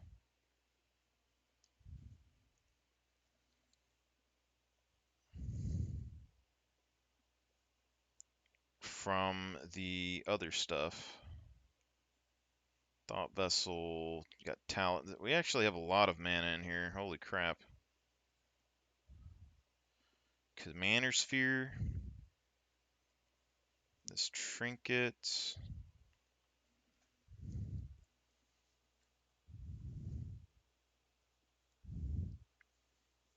There's a lot. Okay. So we had 31 lands. Now we had 1, 2, 3, 4, 5, 6, 7, 8, 9, 10, 11, 12, 13, 14. So we have 46 mana cards, which seems like a lot.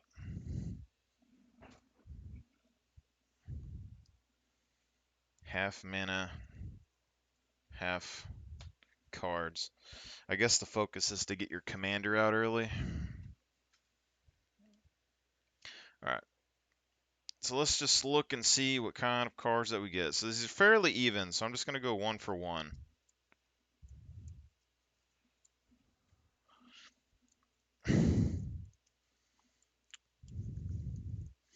But a lot of my decks, I tend to have like a third of the deck mana or something, so I'll go like 2 to 1.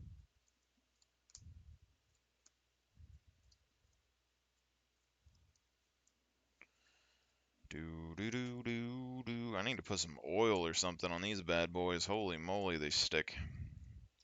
Need some WD-40 up in here. I don't know what the other card sleeves I have are. I bought them like at a store a long time ago, but they are so smooth. So smooth. They don't stick. They shuffle really easy.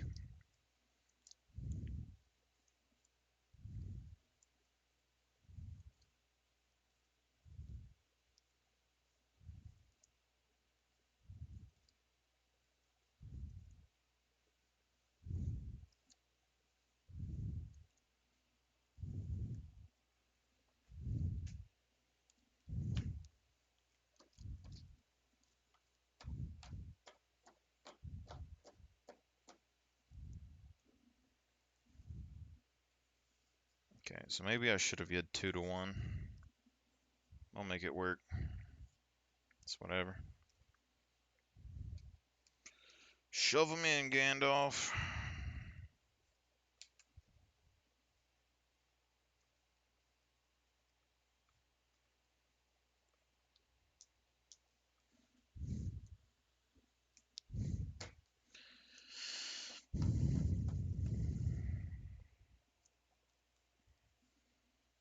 If only I had more card sleeves.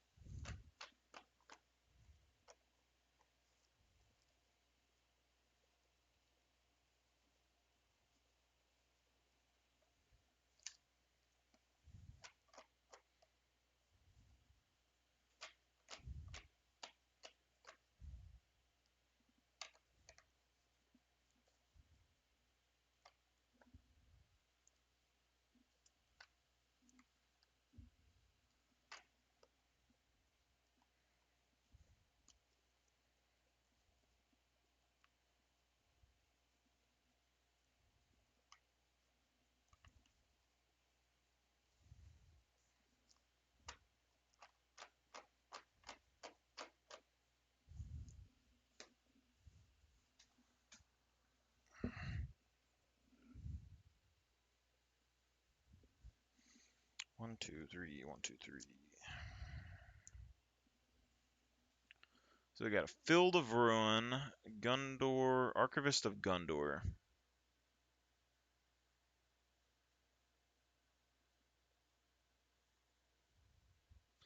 At the beginning of the Monarch's end step, that player draws a card. That's kind of risky.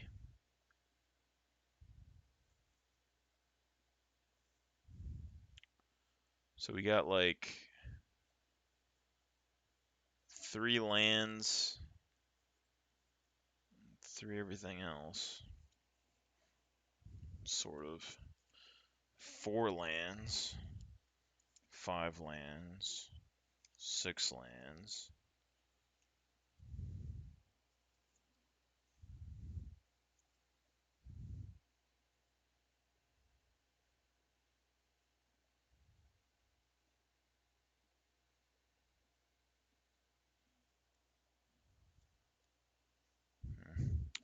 I guess Eowyn's supposed to be the commander. I don't particularly want to play her though, but she has a good effect.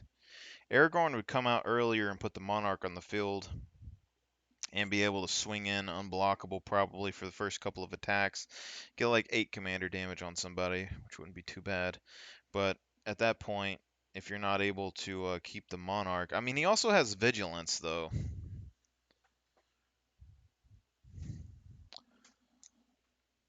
Turn 4, Aragorn, and then you can attack in. You get like 8 damage off, but you'd also have a blocker.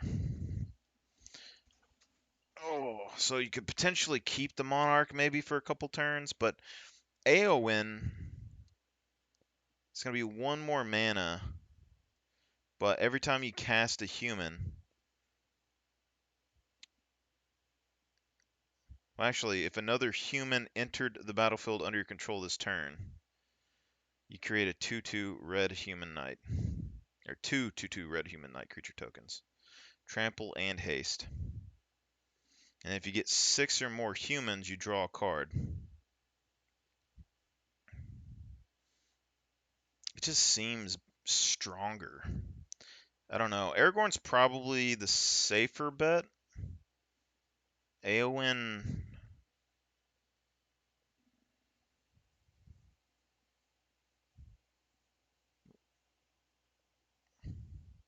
like out of all these cards, we're a few turns in. We have 1,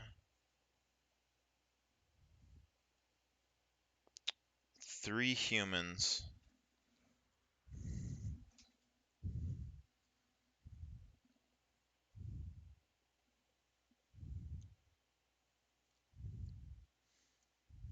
Guess we'll go Eowyn.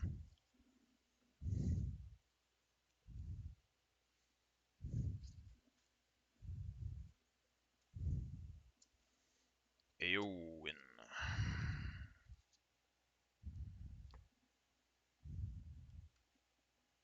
Okay.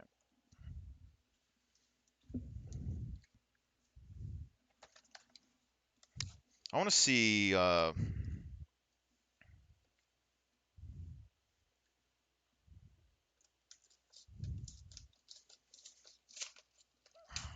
It seems like we're missing the 2 cards that I wanted out of everything.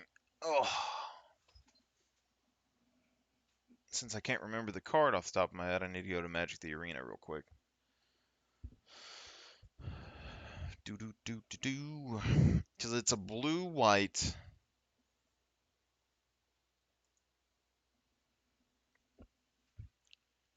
I think it's a 4 mana.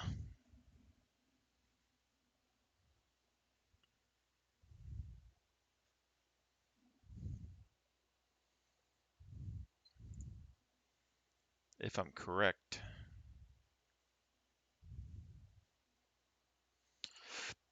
Oh, let's go to Dex.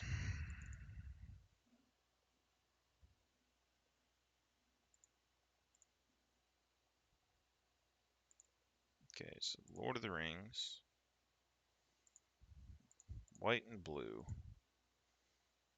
Should be a creature. creature.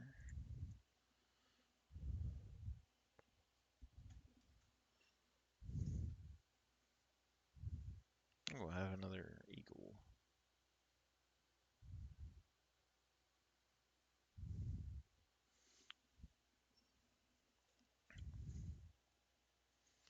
Okay, so 4-drop Faramir, Prince of Ithilien.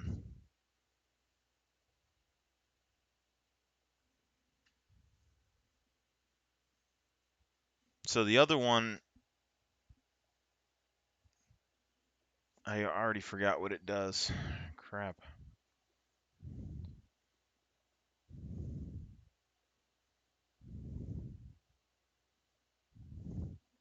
Is the other one mono blue? Doesn't seem to be in here.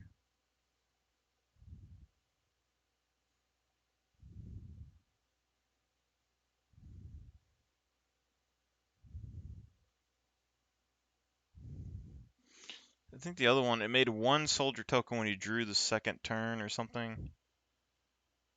Or it drew a card. Something, I don't even remember what it was, man. Let me find it.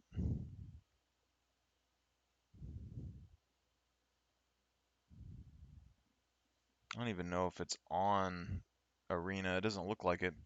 But Faramir, Prince of Ithilien is the one that I'm interested in.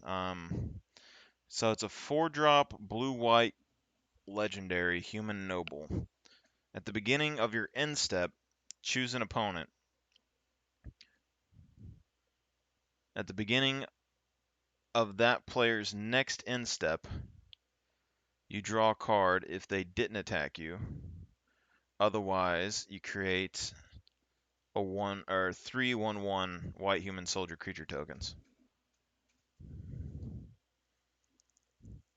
And I think that's potentially better, like, because it's not Monarch, but it does make somebody want to attack you, potentially.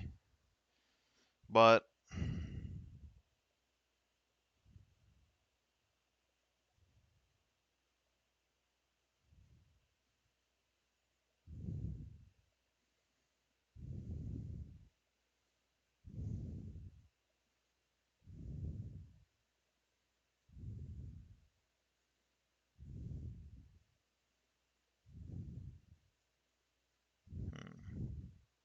I don't know if it'd be better or not, to be honest. Like, it seems like it'd be a really good card.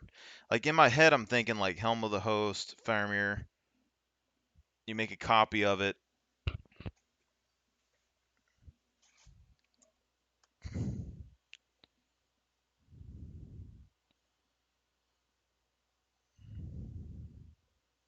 My instep, I choose 1 opponent. And if they don't attack me, I get 1 card. If they do, I get 3 soldiers.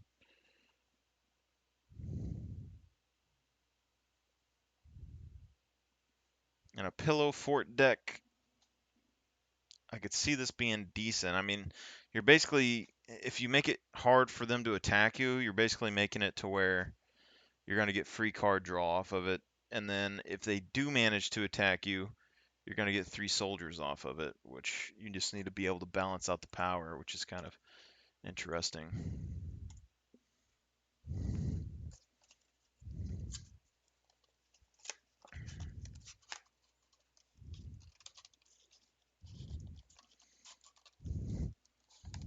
Sauron.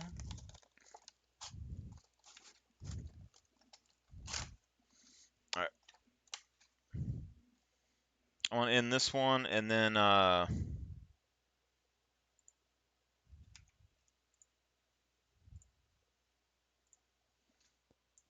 we'll do the Sauron one here in a second.